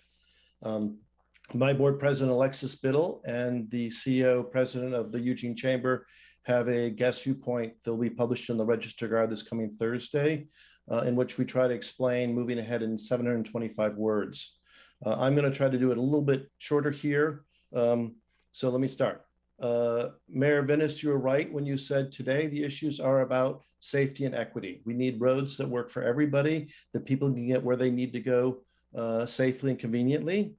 But we spend most of our local dollars repairing the streets we have. We're going to have a street repair bond measure of some sort coming before you later this year to come before the voters in November. The fact is we don't have money to make streets a lot better. If we want to do that, we need to tap into federal money. And to tap into federal money, we have to go through moving ahead to approve a locally preferred alternative. That's what we're trying to do. Finally, I'd say that the guest viewpoint represents the collective wisdom of a bunch of us. BEST is a broad coalition, although signed by Alexis Biddle and Brittany Quick-Warner. It represents a lot of community leaders talking. We broadly support your staff recommendations as right sizing where we are. We need to invest in our community for reasons you heard at your work session earlier tonight. The 5 recommendations for the 5 quarters feel to us to be about right. Thank you very much. Thank you, Rob. Next is Nancy Arnhart, followed by Kathy Robidoux.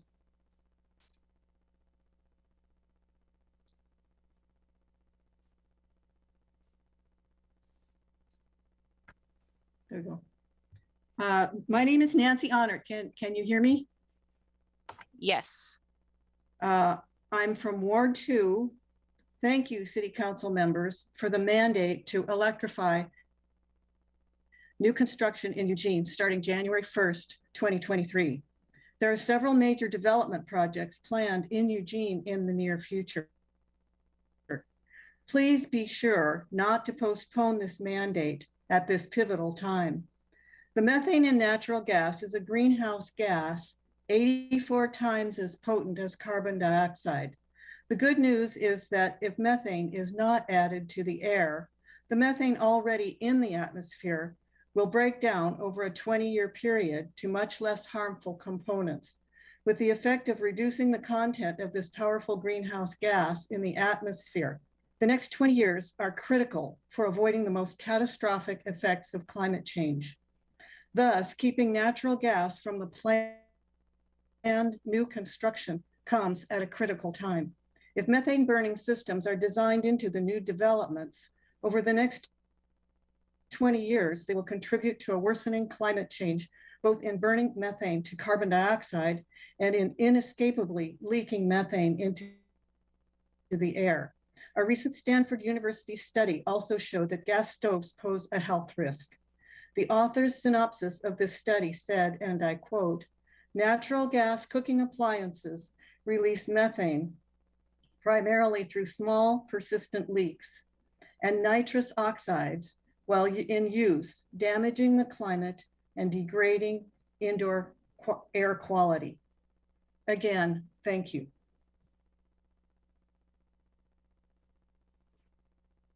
Thank you, Nancy.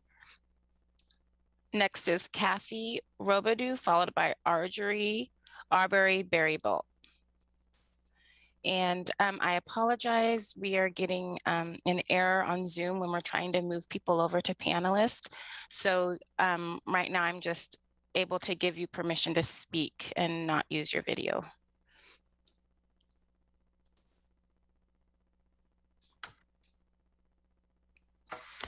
Hi, I'm Kathy Robidoux, a real estate broker and 50-year landlord. I own 2 rentals in Ward 7 and a rental in Ward 5. I'm against most of the proposals the council is considering, and the primary reason is because most of them are already dealt with statewide from the law that was passed like 2 years ago. And I'm also noticing tonight that most of the tenants who are testifying are not aware of the existing protections they have. I don't know anybody that would operate and do some of the things that they brought up within the last 2 years, because there's tremendous fines and problems for a landlord if they do that. The majority of landlords are going for long-term investment or as a future home for themselves, their children, or other family members. There's no truth to this. All landlords are in some kind of a windfall. When we purchased our stuff, we needed good credit and a large down for all these rentals, and no one should be forced to have people in a home they own that is not willing to pay a good security deposit and have a good credit score. The landlord is the only one who should determine what they need to protect their investment. We're not a socialist society. I have a right to home ownership. I worked hard for what I have, as have so many others. Also, a first-time buyer can purchase a home with no down payment if they have decent credit and an income equal to what is needed to rent, or less in many cases. It's certainly not a landlord's fault that a tenant does not want the responsibility of home ownership. I hope the council either holds off or gets more information. Portland is already having legal issues with passing similar provisions, very similar, and the financial outcome and hardships have yet to be determined. I don't have crocodile tears, but I'm a real person, and I know that I take very good care of my tenants. I've only been to court once with a tenant. My tenants get their deposit back and they're happy to have a home they can use without the supposed ties of home ownership. Thank you.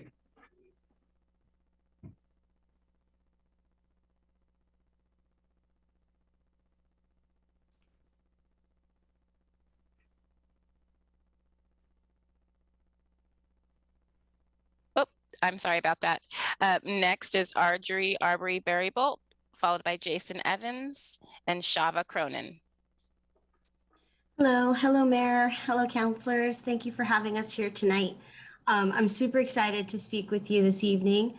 I wanted to thank you all profusely for passing the overlay zone, saying yes to the overlay zone.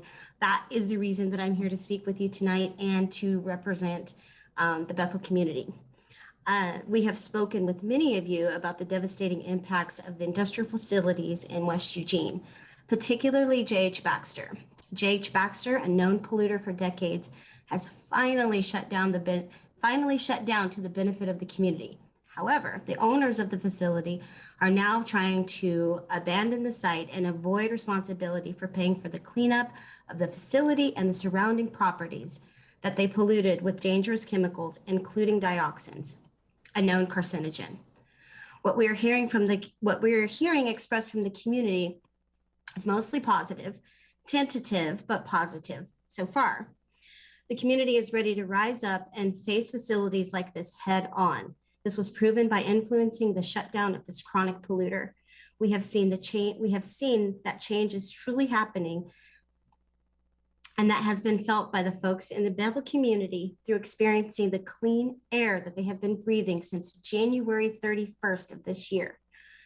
The timing for our ask is critical as to not have the community lose hope in the advancements that have been made concerning the health of the neighborhood and the families that live there. Thank you very much. Thank you again for Councilor Surratt for moving to first talk about the overlay zone. I appreciate that, and West Eugene appreciates that. So thank you all very much for being here tonight and for allowing me to speak. Have a good night. Thank you, Arjorie. Next is Jason Evans, followed by Shava Cronin. Good evening, councilors. Can you hear me? Yes. Great, thank you. Good evening, councilors. My name is Jason Evans and I live in Ward 5. I was a member of the Renter Protection Committee. I am an owner of a property management company in Eugene, which has clients in each of your wards. I have also been a renter. My hope is that because of my experience and involvement, I can be a resource for you as you consider rental ordinances for the city of Eugene. I am recommending any governing laws, rules, or ordinances related to landlord-tenant law stay at the state level. Being on the Renter Protection Committee, I have a few concerns. The role of the Renter Protection Committee was to identify priority tools and strategies to protect renters and prevent displacement in areas with changing housing market conditions in Eugene. However, it seemed like adopting Portland's ordinances in the Eugene was the primary predetermined focus.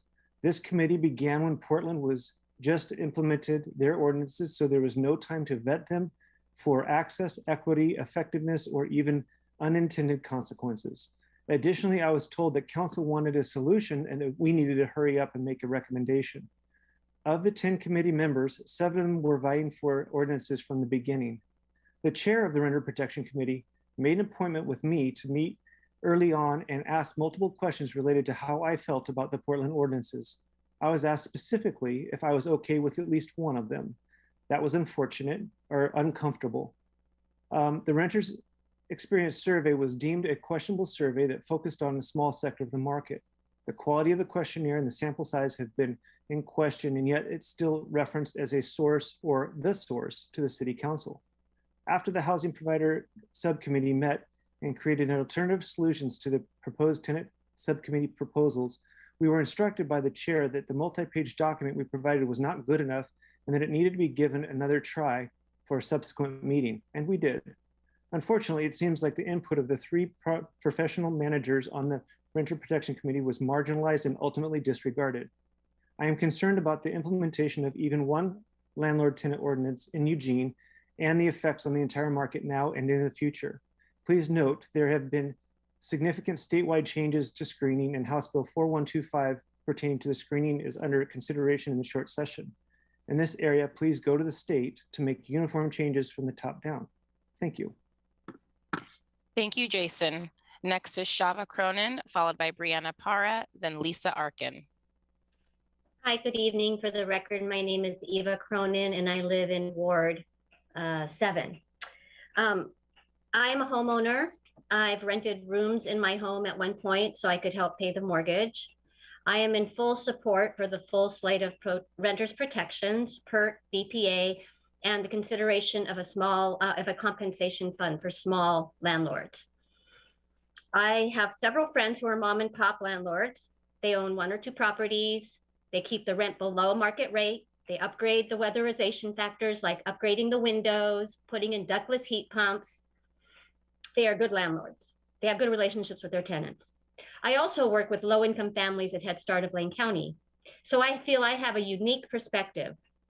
I can understand that in our capitalistic system, investments in rental properties give a sense of security for when we are older, and we know that Social Security and our broken medical system will not serve us. And as someone who sees the stress and fear of moms and dads who have been evicted and can't find a place to raise their children, I want there to be a strong safety net. These renters protections are a part of a safety net. I am privileged to own a home. I could only do it because I received generational wealth. My parents were immigrants. They worked hard, were able to buy property. And when they passed away, me and my sisters received money for deposits for homes. Being of white skin certainly helped because they were able to buy homes in areas that were not part of a red-lined district, where you can't really gain any equity. I tell this personal story because for those of us that were able to become homeowners in this manner, we need to look in the mirror and realize that we are very lucky. And if we are landlords, we need to realize that this housing crisis is harmful to the fabric of our society. And if we can help by supporting these protections, that is being on the right side of history. I do want to say that as I was writing this testimony, a colleague told me that another family's been evicted at 11 months, 3 adults, 2 children. They've been paying $975 for a 3-bedroom. To the landlords and the property managers listening to this call, please, if you've got places to rent, please call Head Start of Lane County and ask to speak to a family support coordinator. We need affordable places for these families. Thank you very much. Thank you, Eva. Next is Brianna Para, followed by Lisa Arkin and Keith Edens.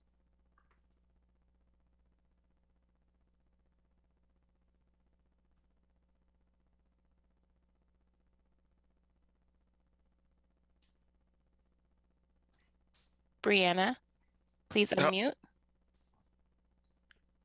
Can you hear me? Yes. Hi, I'm actually logged in under my wife's account, so I am not Brianna Para. I am Rick Olkowski, and I have 23 years of service working for the City of Eugene Public Works. I've worked in a variety of departments and currently work in the subsurface operations, which provides stormwater and sewer maintenance. I'm here to discuss how COVID has impacted the city's essential workers. As the public employees, our work never stopped. Those of us in the maintenance and service positions were not able to work from home as many managers and administrators did.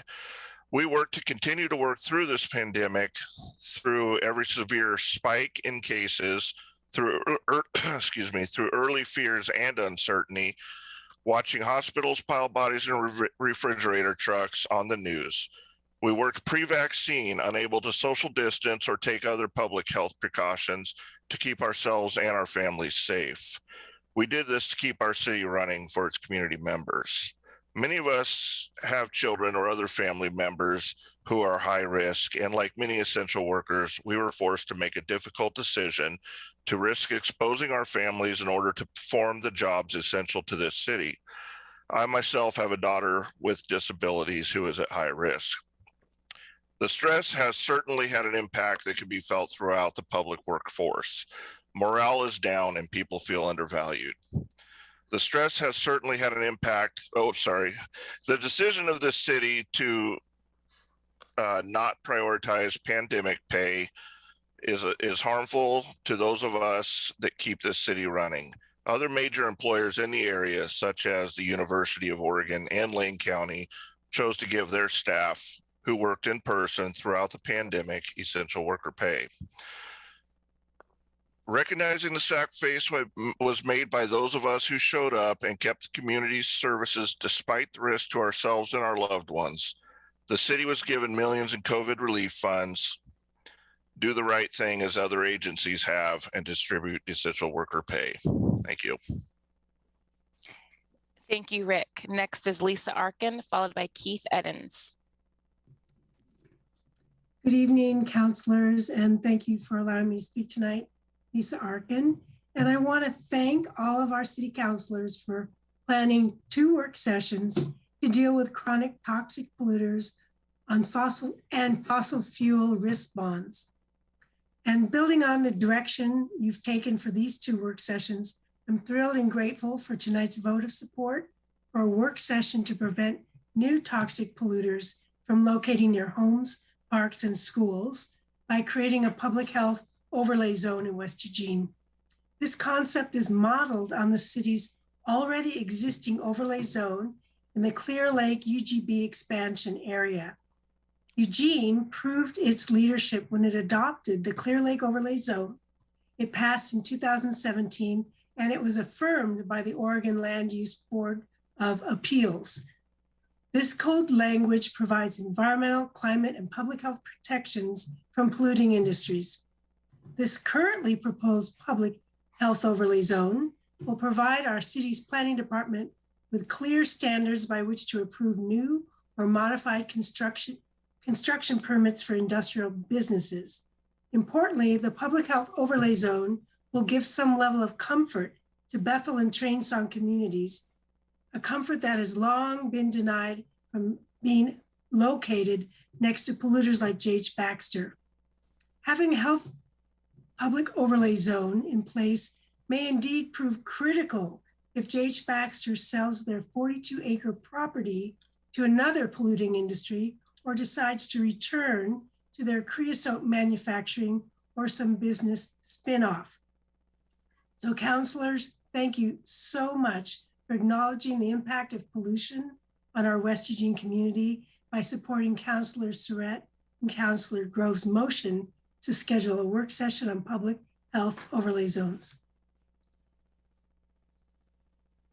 Thank you, Lisa. Next is Keith Edens, followed by Isaac Judd and Anna McCormick. Thank you very much. I want to speak today on the issue of Ukraine, and I wrote the mayor and the city councilors earlier today about the importance of sanctioning Russia and Belarus for their invasion of Ukraine and the potential war crimes and violation of international law that's going on there.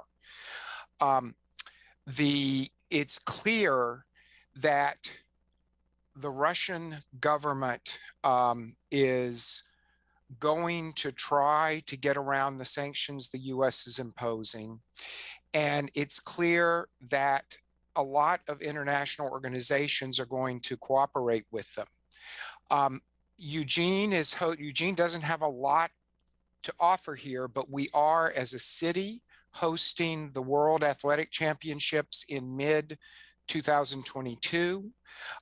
Whether the city government is directly sponsoring those championships or not, and I know you aren't, you are indirectly supporting them, both with some funding and some indirect funding, much indirect funding.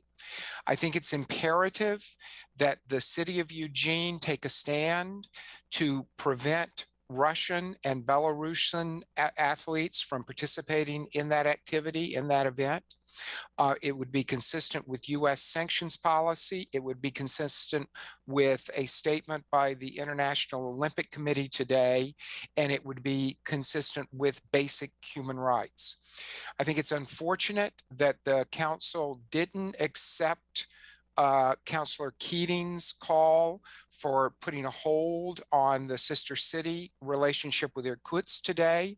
I second the comments by a previous speaker that whether you believe that the citizens of Irkutsk, or for that matter, athletes, Russian and Belarusian athletes, are personally supporting their governments, the fact remains that their governments will use activities like sister city relationships or like the athletic performance of teams in support of the government's actions. It's also clear that entities like the Track and Field Association will come up with euphemisms to allow Russian athletes to compete. Thank you, and I hope you will ensure that Russians and Belarusian athletes, officials, and coaches are not in Eugene in mid-2022. Thank you. Thank you, Keith. Next is Isaac Judd, followed by Anna McCormick. Great. Thank you. Thank you to all of you on the City Council. For the record, my name is Isaac Judd and I live in Ward 5. Today, I'm speaking in favor strongly of the renter protection recommendations that have been spoken about so much tonight. Currently, I serve as the chair of the Housing Policy Board, and these recommendations come after 5 years of work in the Housing Policy Board as requested by this council in order to give protection to our neighbors who rent. This also includes the hard work of the Renter Protection Subcommittee that so many of our community members and renters and landlords participated in. A little background is I also am a private market landlord for more than 10 years and a real estate agent in our community for 17 years. What I've learned during that time is that housing is super hard and it's getting harder and harder each day for people to survive and thrive in our community. So owning and providing housing to people in our community who might not be able or ready to own a home is a privilege. And to have more than one home that you can share with others is a privilege. And I don't take that lightly. These recommendations are modest in nature. They will not change the world here, but they will add a little safety and a little bit of security for those neighbors of ours who rent. And so they don't do anything to take away from a landlord making a living or making a profit, but they do give a small amount of protection. This has been vetted for many, many years going through this process. And I strongly support each and every one of these being these recommendations that the council would hopefully adopt. So thank you for your time. Thank you, Isaac. Next is Anna McCormick, followed by resident 1222, followed by Dorico family. Good evening. My name is Anna McCormick. I thank you for your attention. I am actually an attorney in Portland. I have practiced in the landlord-tenant realm for about 2 decades. And I can offer some insight as to how FAIR has rolled out in Portland to the extent that that might influence the council's considerations. Over the past couple of decades, Oregon landlord-tenant law has grown increasingly complex. What used to be a 1 attorney landlord-tenant section now supports 9 attorneys due to the complexity of the law that keeps increasing at the state level. During that same time, as we know, we've seen rents raise, we've seen housing shortages. The goals articulated tonight, such as affordability and prevention of homelessness and transitional housing, are meritorious, they're worthy. But ordinances such as FAIR-inspired ordinances don't further those and really just cause additional expense and liability traps that don't serve tenants in the long term. The question for all people such as yourselves considering important legislation is, what is the wrong it's intended to remedy? does state law adequately address the concern? And is the penalty proportionate to the actual harm? The concern here is that many of the proposed provisions are redundant to protections already afforded under Oregon law. They don't effectively prevent or remedy the concern at issue. They tend to elevate form over substance. And if fair's damage provisions are adopted, the draconian penalties far outweigh the actual harm. We've heard a lot of anecdotal evidence tonight, and I'll leave you with one to consider. A landlord who gives 108 days notice that their child needs to move into the home, in fact, pays relocation assistance under Portland's ordinance, became liable for $10,000 because they failed to include a rental history form and a renter protection form. Thank you for your attention. Thank you, Anna. Next is resident 1222, followed by Dorico family, followed by Heidi Schroeder. And resident 1222, please state your full name and ward if known. My name is David Slayton. I live in Ward 7. I've been asked to come here and give testimony to the council for the tenant protections and displacement laws that you guys are trying to pass. As a tenant myself in Eugene for the last 10 years and as a resident in Eugene since I was born, I would say that these laws, as I have reviewed them, should be passed, as the landlord that I currently live under does not hesitate to take shortcuts where need be to make a quick buck. I received a 30-day no-cause eviction not too long ago out of nowhere. I'm a tenant that always pays my rent on time, ahead of schedule. I don't complain about my other fellow neighbors, anything I very keep to myself. Luckily, I was able to get that waived because I have such a good relationship with my landlord, but I still find it a little unsettling that has happened.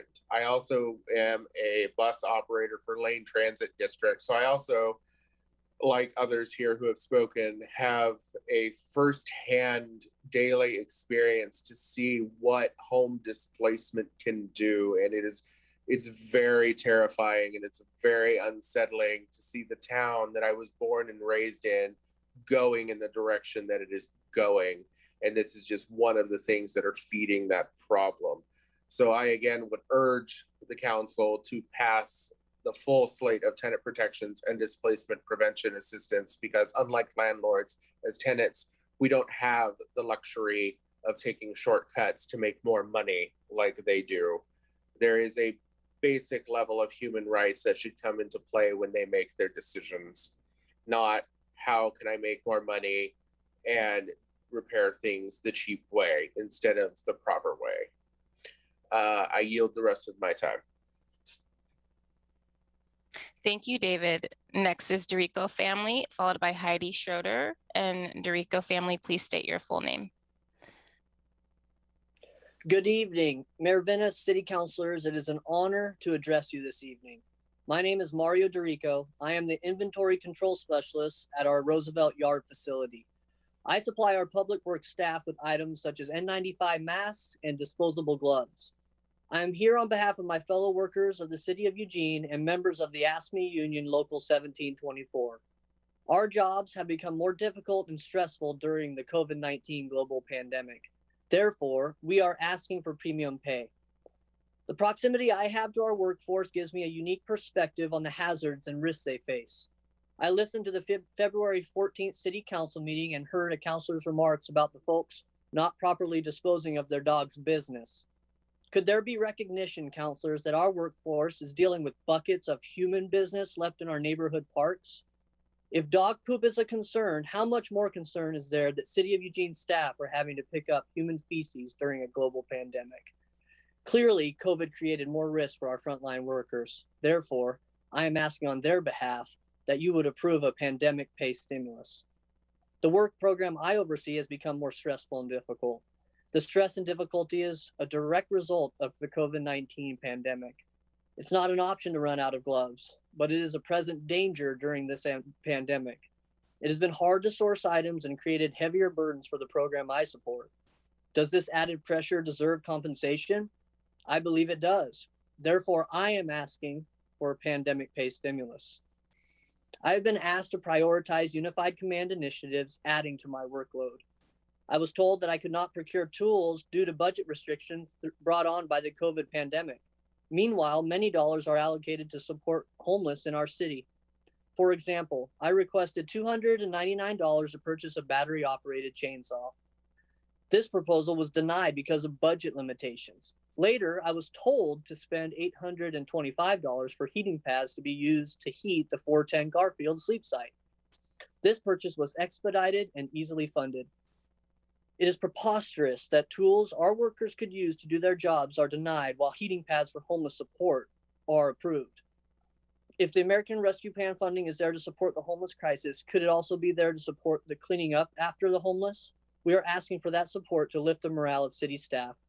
I have read a proverb that states, "Do not withhold good to those whom it is due, but it is in your power to do it." Thank you and good night. Thank you, Mario. Next is Heidi Schroeder, followed by Ted Striro and Brian Stewart. Thanks, Mario. Thank you for this opportunity to come speak to you tonight. My name is Heidi Schroeder, and I work for the City of Eugene in Parks and Open Space. I've worked there for almost 15 years, since 2008. I live in Springfield, Oregon, and I'm here to request that you would consider distributing some of the ARPA funds through the pandemic pay that you've heard about several times this evening. And I guess to my heart, it's important because I think essential workers who have been working on the front lines in person, serving our general public in person throughout the duration of pandemic have shown extraordinary courage prior to vaccination being in place. The second part of that is an equity ask. And one thing I love about working at the City of Eugene is we get to try on these concepts and ideas and try to help create a better community. I don't know if you know, but in Parks and Recreation staff have an opportunity to be studying, doing workshops around equity right now. It's about a year-long study. And there was a quote in our last session that I want to read to you because I think it applies to many of the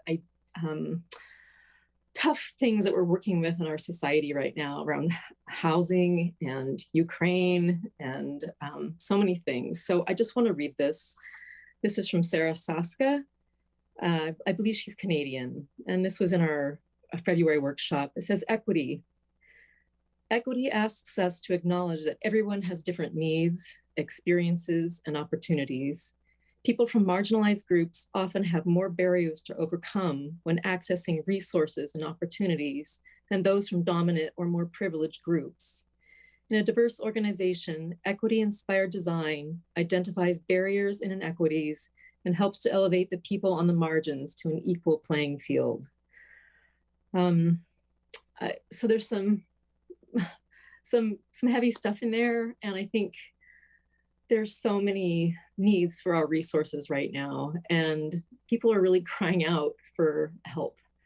One thing that happened to some of our city staff, well, I have like 15 minutes left to say that, but I'm just asking that you would consider us as you consider distributing equity funds through ARPA and helping our families that are struggling. Thank you. Thank you, Heidi. Next is Ted Striro, followed by Brian Stewart, and then Jamie Cornett. Good evening, Mayor and councilors. Thank you for taking the time. It's obviously a pretty hard time, and you're dealing with a lot of very heavy issues. So I want to thank you so much for listening to us and considering. The last time I talked to you, we were in the middle of bargaining, and I did talk to you about the issue of pandemic pay. And in bargaining, management directed that it would be council that decided whether or not to approve pandemic pay. So I just want to try and get you back to, 2 years ago, beginning of the pandemic. There were no vaccines. It was scary. Schools were closing. certain people, the essential workers, were directed to go to work and, brave the pandemic and continue to do our jobs. I was one of the people I'm a construction inspector, so I was at work with many of the other folks at the Roosevelt Yard, which is the Public Works Maintenance and Parks and Open Space. And so we were there on the front lines. I did get exposed to COVID early on at work and was home quarantined. I have family members who are at high risk. My family was scared. I've got 4 kids. I was stuck in a room, they'd bring me meals and it was scary. There was a lot of, issues, and a lot of our staff have talked about it. Trying to figure out childcare when we're still going to work and showing up each day. There was, as someone else talked about, the shelter in place and all that took place that gave us all these other burdens of cleaning up after folks that we didn't normally clean up after in the parks. So I just was, again, like the other folks on here, hoping that you would look, there's these ARPA funds. One of the reasons they were given to us was to, account for this hardship that essential workers had to endure during this time and continue. So I just wanted to make that plea for the folks. I'm in Ward 1 and I'm also on the board of the union. So I appreciate your time and thank you for listening to us and taking this all into account. Thank you, Ted. Next is Brian Stewart, followed by Jamie Cornett. Thank you, Mayor Venison, City Councilors, and City Manager Maderi. My name is Brian Stewart. I'm the founder of Electrify Now. We are a voluntary organization dedicated to educate the public about the benefits of renewable energy and electrification of our homes and transportation as the most effective measures to combat the climate crisis. We work in conjunction with HVAC installers, builders, plumbers, faith-based groups, and community groups who all see the economic and climate benefits of electrification. While I am not a resident of Eugene, I am hopefully watching what you're doing and applaud you for your efforts to transition your community to clean renewable energy for electricity and for heating buildings as quickly as possible. Your efforts are a positive example for the state. The hopes of future generations for a livable Oregon rely on the actions we take today to stop burning fossil fuels for energy. And of course, the sooner we transition to renewable energy solutions, the more likely we will avoid the catastrophic wildfires and other climate disturbances that are only going to get worse without immediate action. The gas industry uses its marketing dollars to make the claim that it's possible to decarbonize the gas system. This is wishful thinking and mostly a strategy to delay the inevitable transition to clean sources of energy. Even if it were possible to replace current gas use with so-called renewable natural gas, and multiple studies show that it is absolutely not possible to do so, this renewable natural gas is still methane, which would still leak into the atmosphere through the gas system and would still produce carbon emissions and toxic indoor and outdoor air pollution when burned. It's an entirely unrealistic solution to our problems. As such, I thank the council for forwarding motions to begin examining changes to city code. That said, we still believe it's critical for council to move forward with an ordinance as quickly as possible and not allow the industry to continue to delay climate action and cast doubt unsettled science about the environmental and economic benefits of electrification. Thank you in advance for helping to create a safer, healthier, and more prosperous fossil-free Eugene and paving the way for other cities in Oregon to take similar steps. Thank you. Thank you, Brian. Next is Jamie Cornett, followed by Louisa DeHare, then Noah Bernal. Can y'all hear me now? Yes. Hello, y'all. My name is Jamie Cornett. I live in Ward 4. And my personal story covers a broad range of those protections that our community is asking to be passed. Basically, our community is crying out for these protections to happen because I'm going to tell you like a bit of my story, dealing with credit and fees, and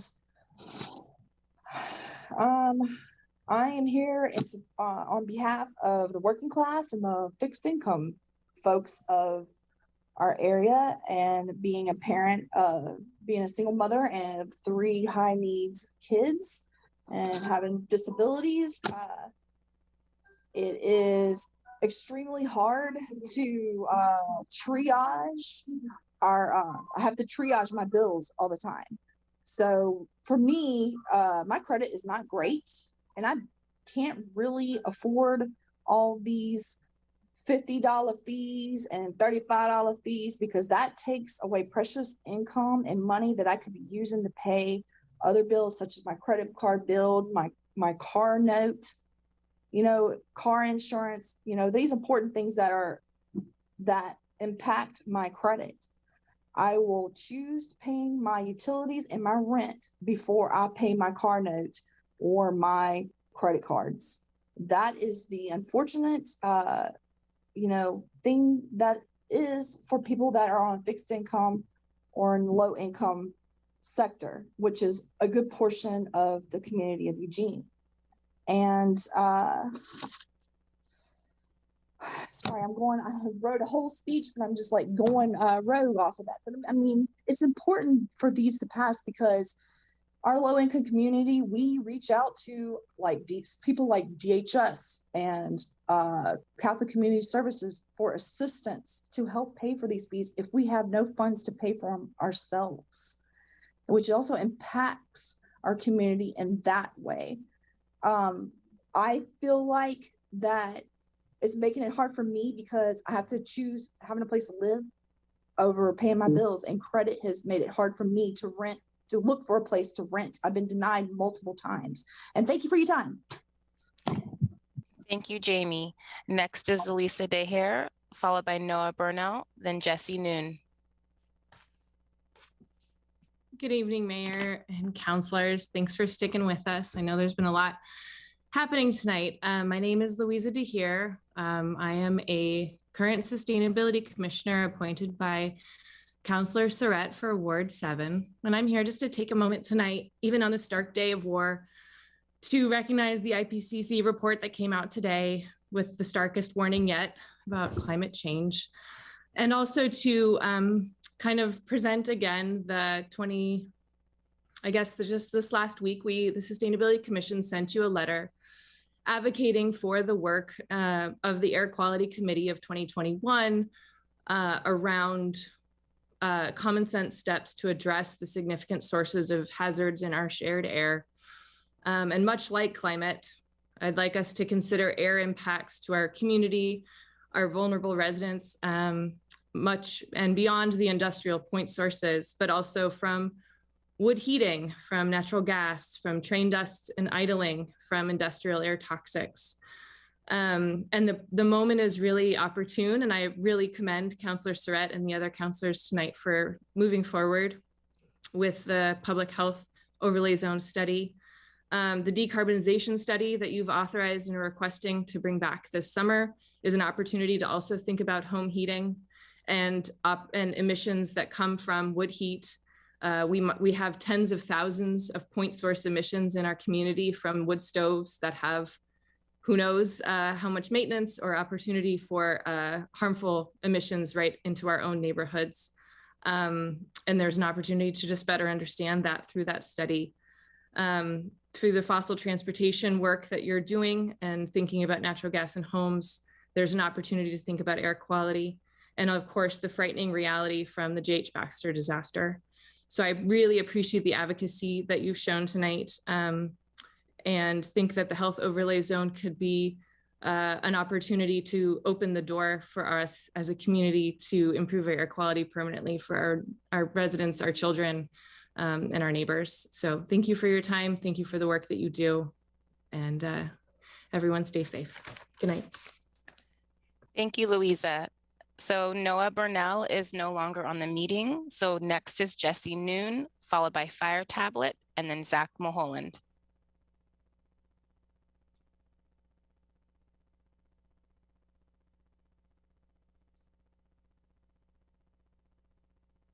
Jesse, please unmute.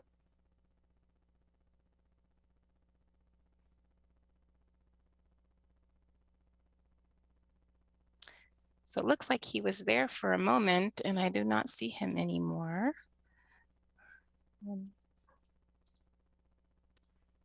Jesse, I'm going to go to I'm here. There you are. Okay. Off a couple times. I'll just go for the sake of other people as well. My name is Jesse Noon. I am a graduate student at the University of Oregon in Public Policy and Planning Management. I moved here back in 2020. I was an undergrad here as well. I'm here to tell my verified complaint about my rental experience last year. I do want to make a note. I think those phrases for people who are advocating for rentals protections is distasteful.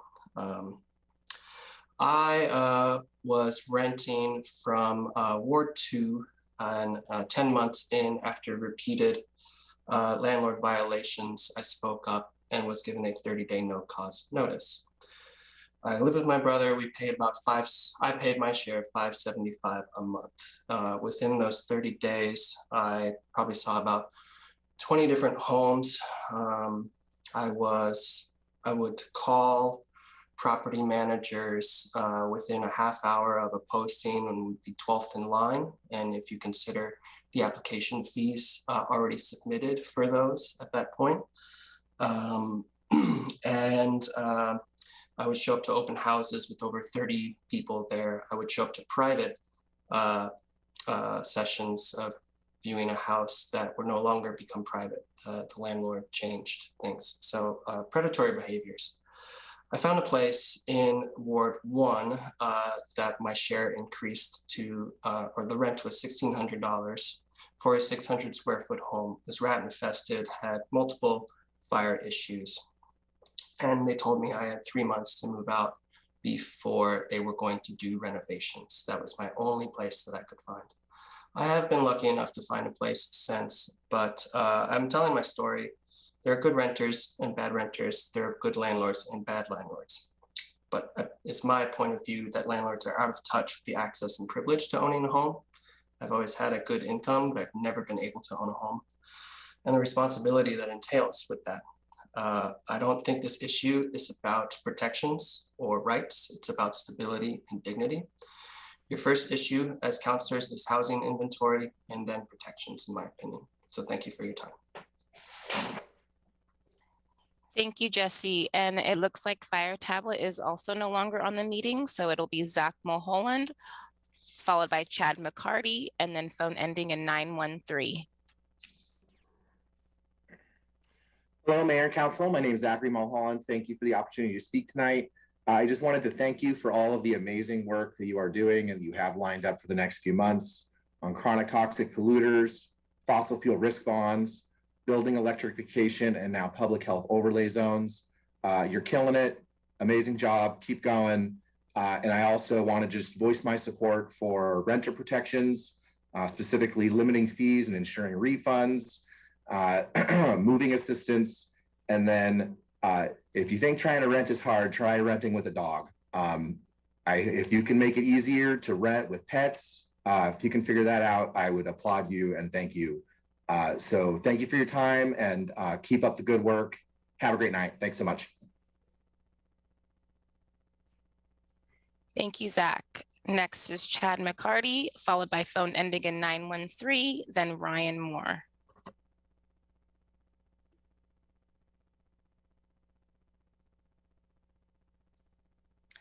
Chad, please unmute.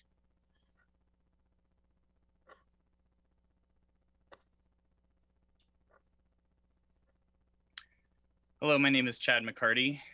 I am a resident of Ward 3, and I would like to speak about the topic of wireless safety once again.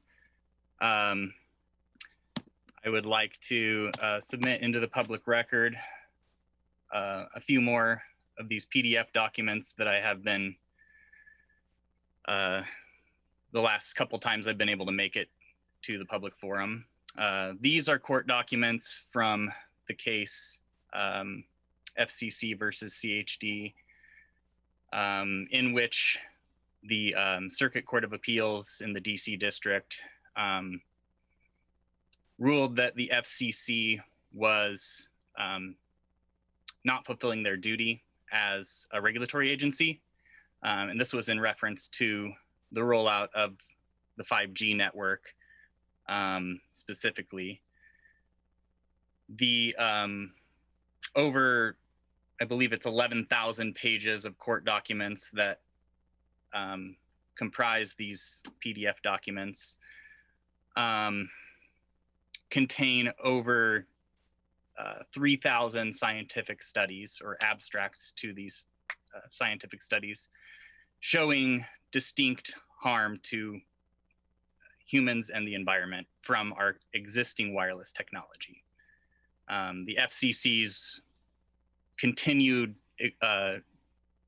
to ignore this science, and a federal court recently ruled that they have been arbitrary and capricious in their rulings.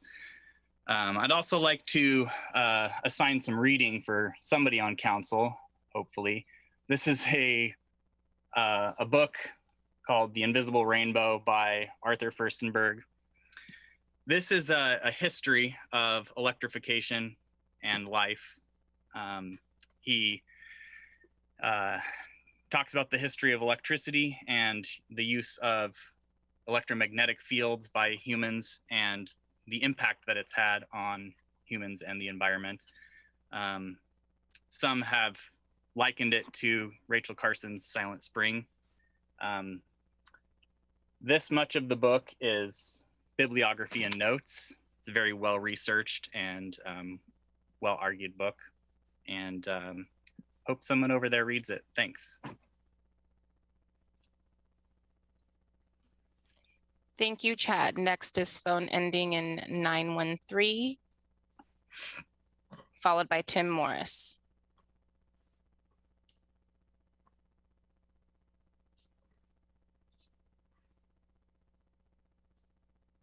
Hello, can you hear me?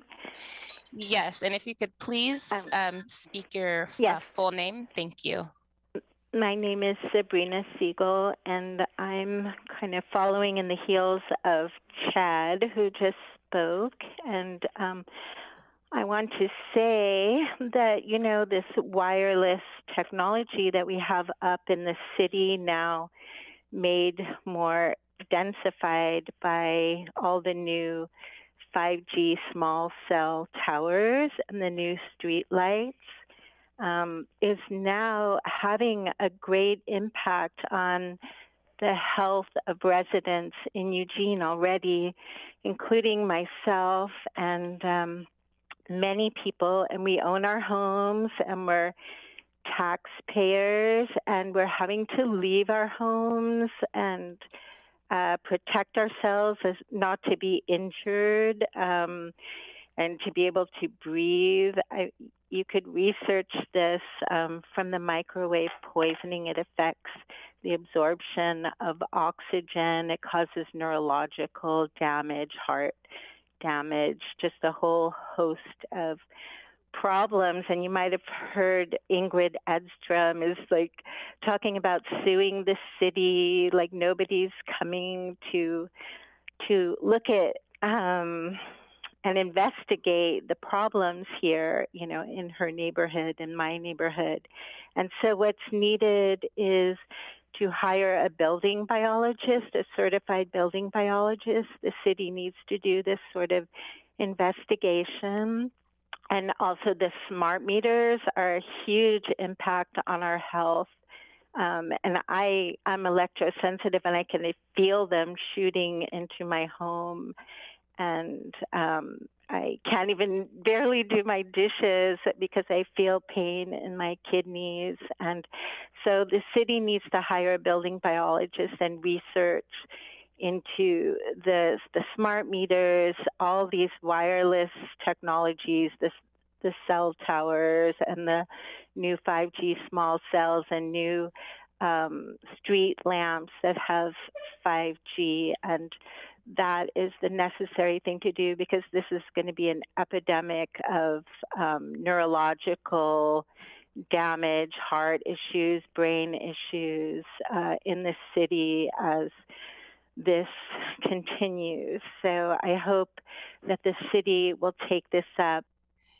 Thank you, Sabrina. Your time has concluded. And we have one more speaker, Ryan Moore.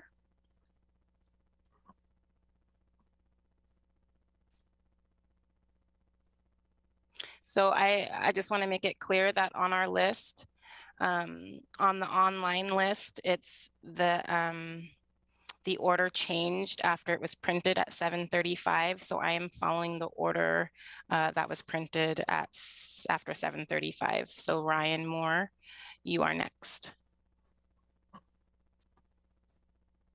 Hello, something strange is going on with technology. Can you hear me? Very good, sorry. My name is Ryan Moore. I live in Ward 8. I'll try and bring up the energy level a bit. Just to respond to a couple of the things said tonight, on the topic of data, backing up the need for these protections, there's a reason that the Springfield Eugene Tenant Association reports more than 175 calls to its hotline in a single month. And it's not because the system as it is currently is working for renters. I do take the desire for more data at face value, and me personally, I'll go through publicly available court records and compile the numbers of and types of evictions in each city ward. I think I can have that to you within the next week or so. More data is always a good thing. To respond to the comments that a landlord needs the ability to no cause evict because renters lie on applications, that is a textbook for cause eviction reason, and that is explicit in statute. The landlord in this situation choosing to no cause evict is effectively dodging the legal process that allows a tenant to avail themselves of the court system before being turned out onto the street. No cause evictions can be committed within the first year of occupancy, and that timer is reset when a new tenant moves in, even if the current tenants still reside there. So it's not straight cut and dry a year timer, right? And there are also reasons like repairs or family member moving in that can be used beyond that first year. I wanted to end just by sharing a story I came across by happenstance yesterday on Facebook. I'll read it out loud. Does anyone know anything about no cause evictions and what I can do as a tenant to protect myself against it? I was given one and I honestly don't know what to do. We've been here for 2.5 years with no issues, but once I called the county on them to fix something, I was given one from a lawyer. I'm terrified we're going to end up in our car. Is there anything I can do, or are we just at their mercy? Landlords really are out here creating homelessness. Now that is tear-worthy. This person goes on to describe because the landlord owns more than 4 units, they had to give the tenant 1 month's rent back, so $995. And then they subsequently kept the $2,000 security deposit. This person has 2 children and by her own account will be living in her car soon. So just sharing the need for this sort of thing. Thanks, bye. Thank you, Ryan. And Mayor, that concludes the public forum for this evening. Thank you very much. That was a very full night of testimony, and I appreciate everybody who took the time to come and speak to us. And I see that Councilor Clark has his hand raised to make a comment. Thank you, Mayor. I want to say thank you to everyone who spoke tonight. There were so many folks who touched on so many important issues.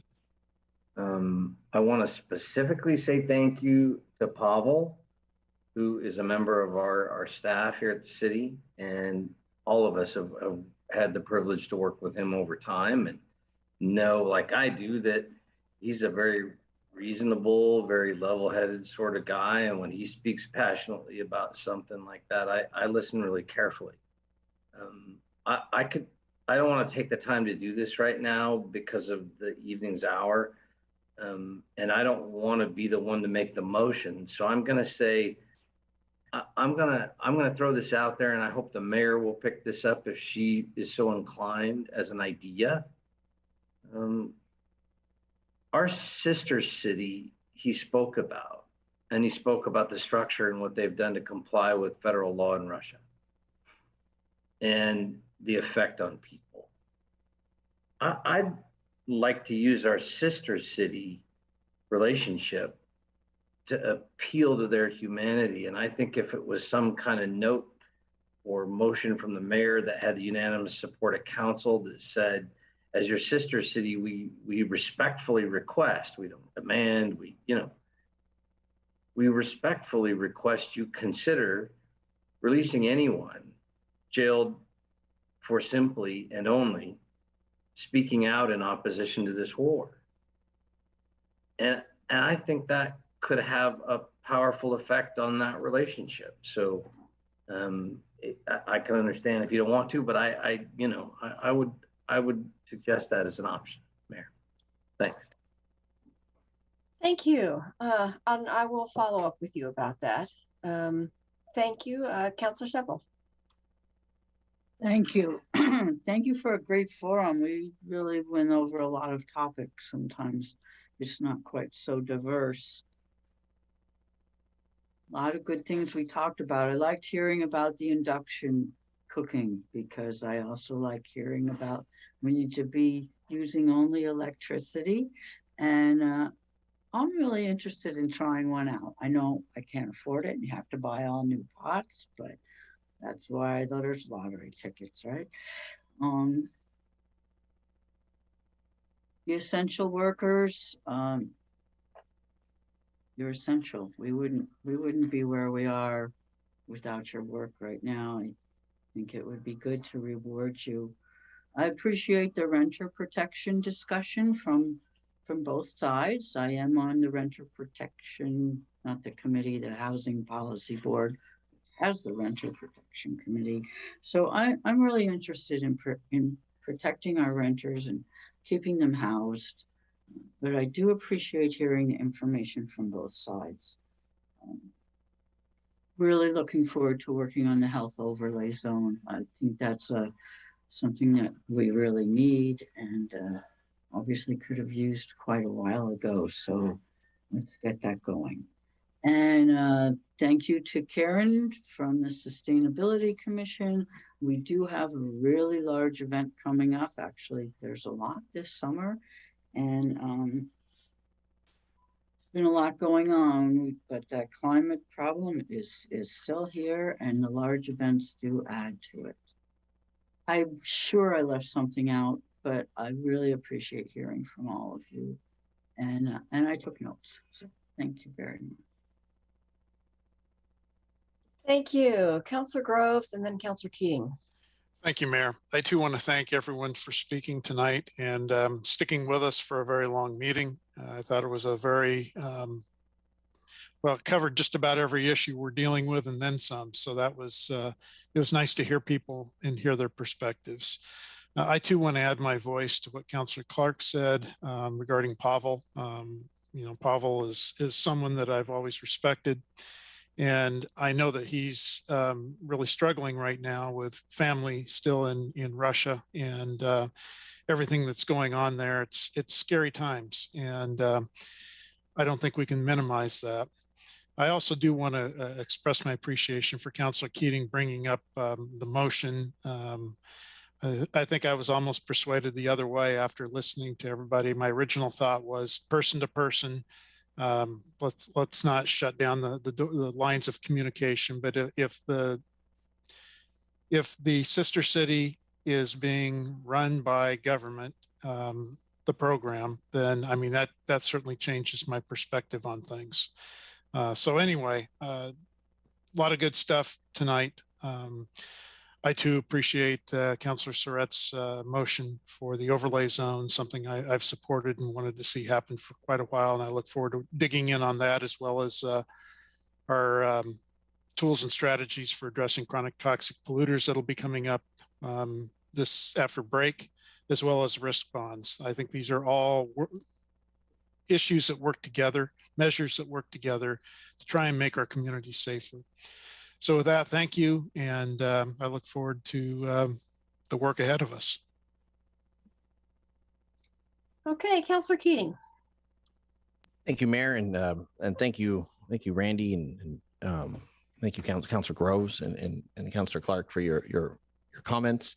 You know, maybe in our larger conversation about sister cities, when and if our work session poll is advanced, there could be guardrails that address communities or communities within countries who engage in blatant humanitarian violations. I think that's an appropriate conversation for us to have if we're going to engage with sister cities, especially if we're going to engage with sister cities whose communities, at no fault of their own, are run by autocratic regimes. I want to thank Keith Edens and Pavel for your thoughtful comments tonight regarding the condemnation of Russian aggression. I concur with your sentiments entirely. I want to thank everyone who stepped up tonight to communicate with us on a wide array of topics, from electrification to housing to renters' rights to transportation to clean air to essential worker pay, and back again to our sister city program.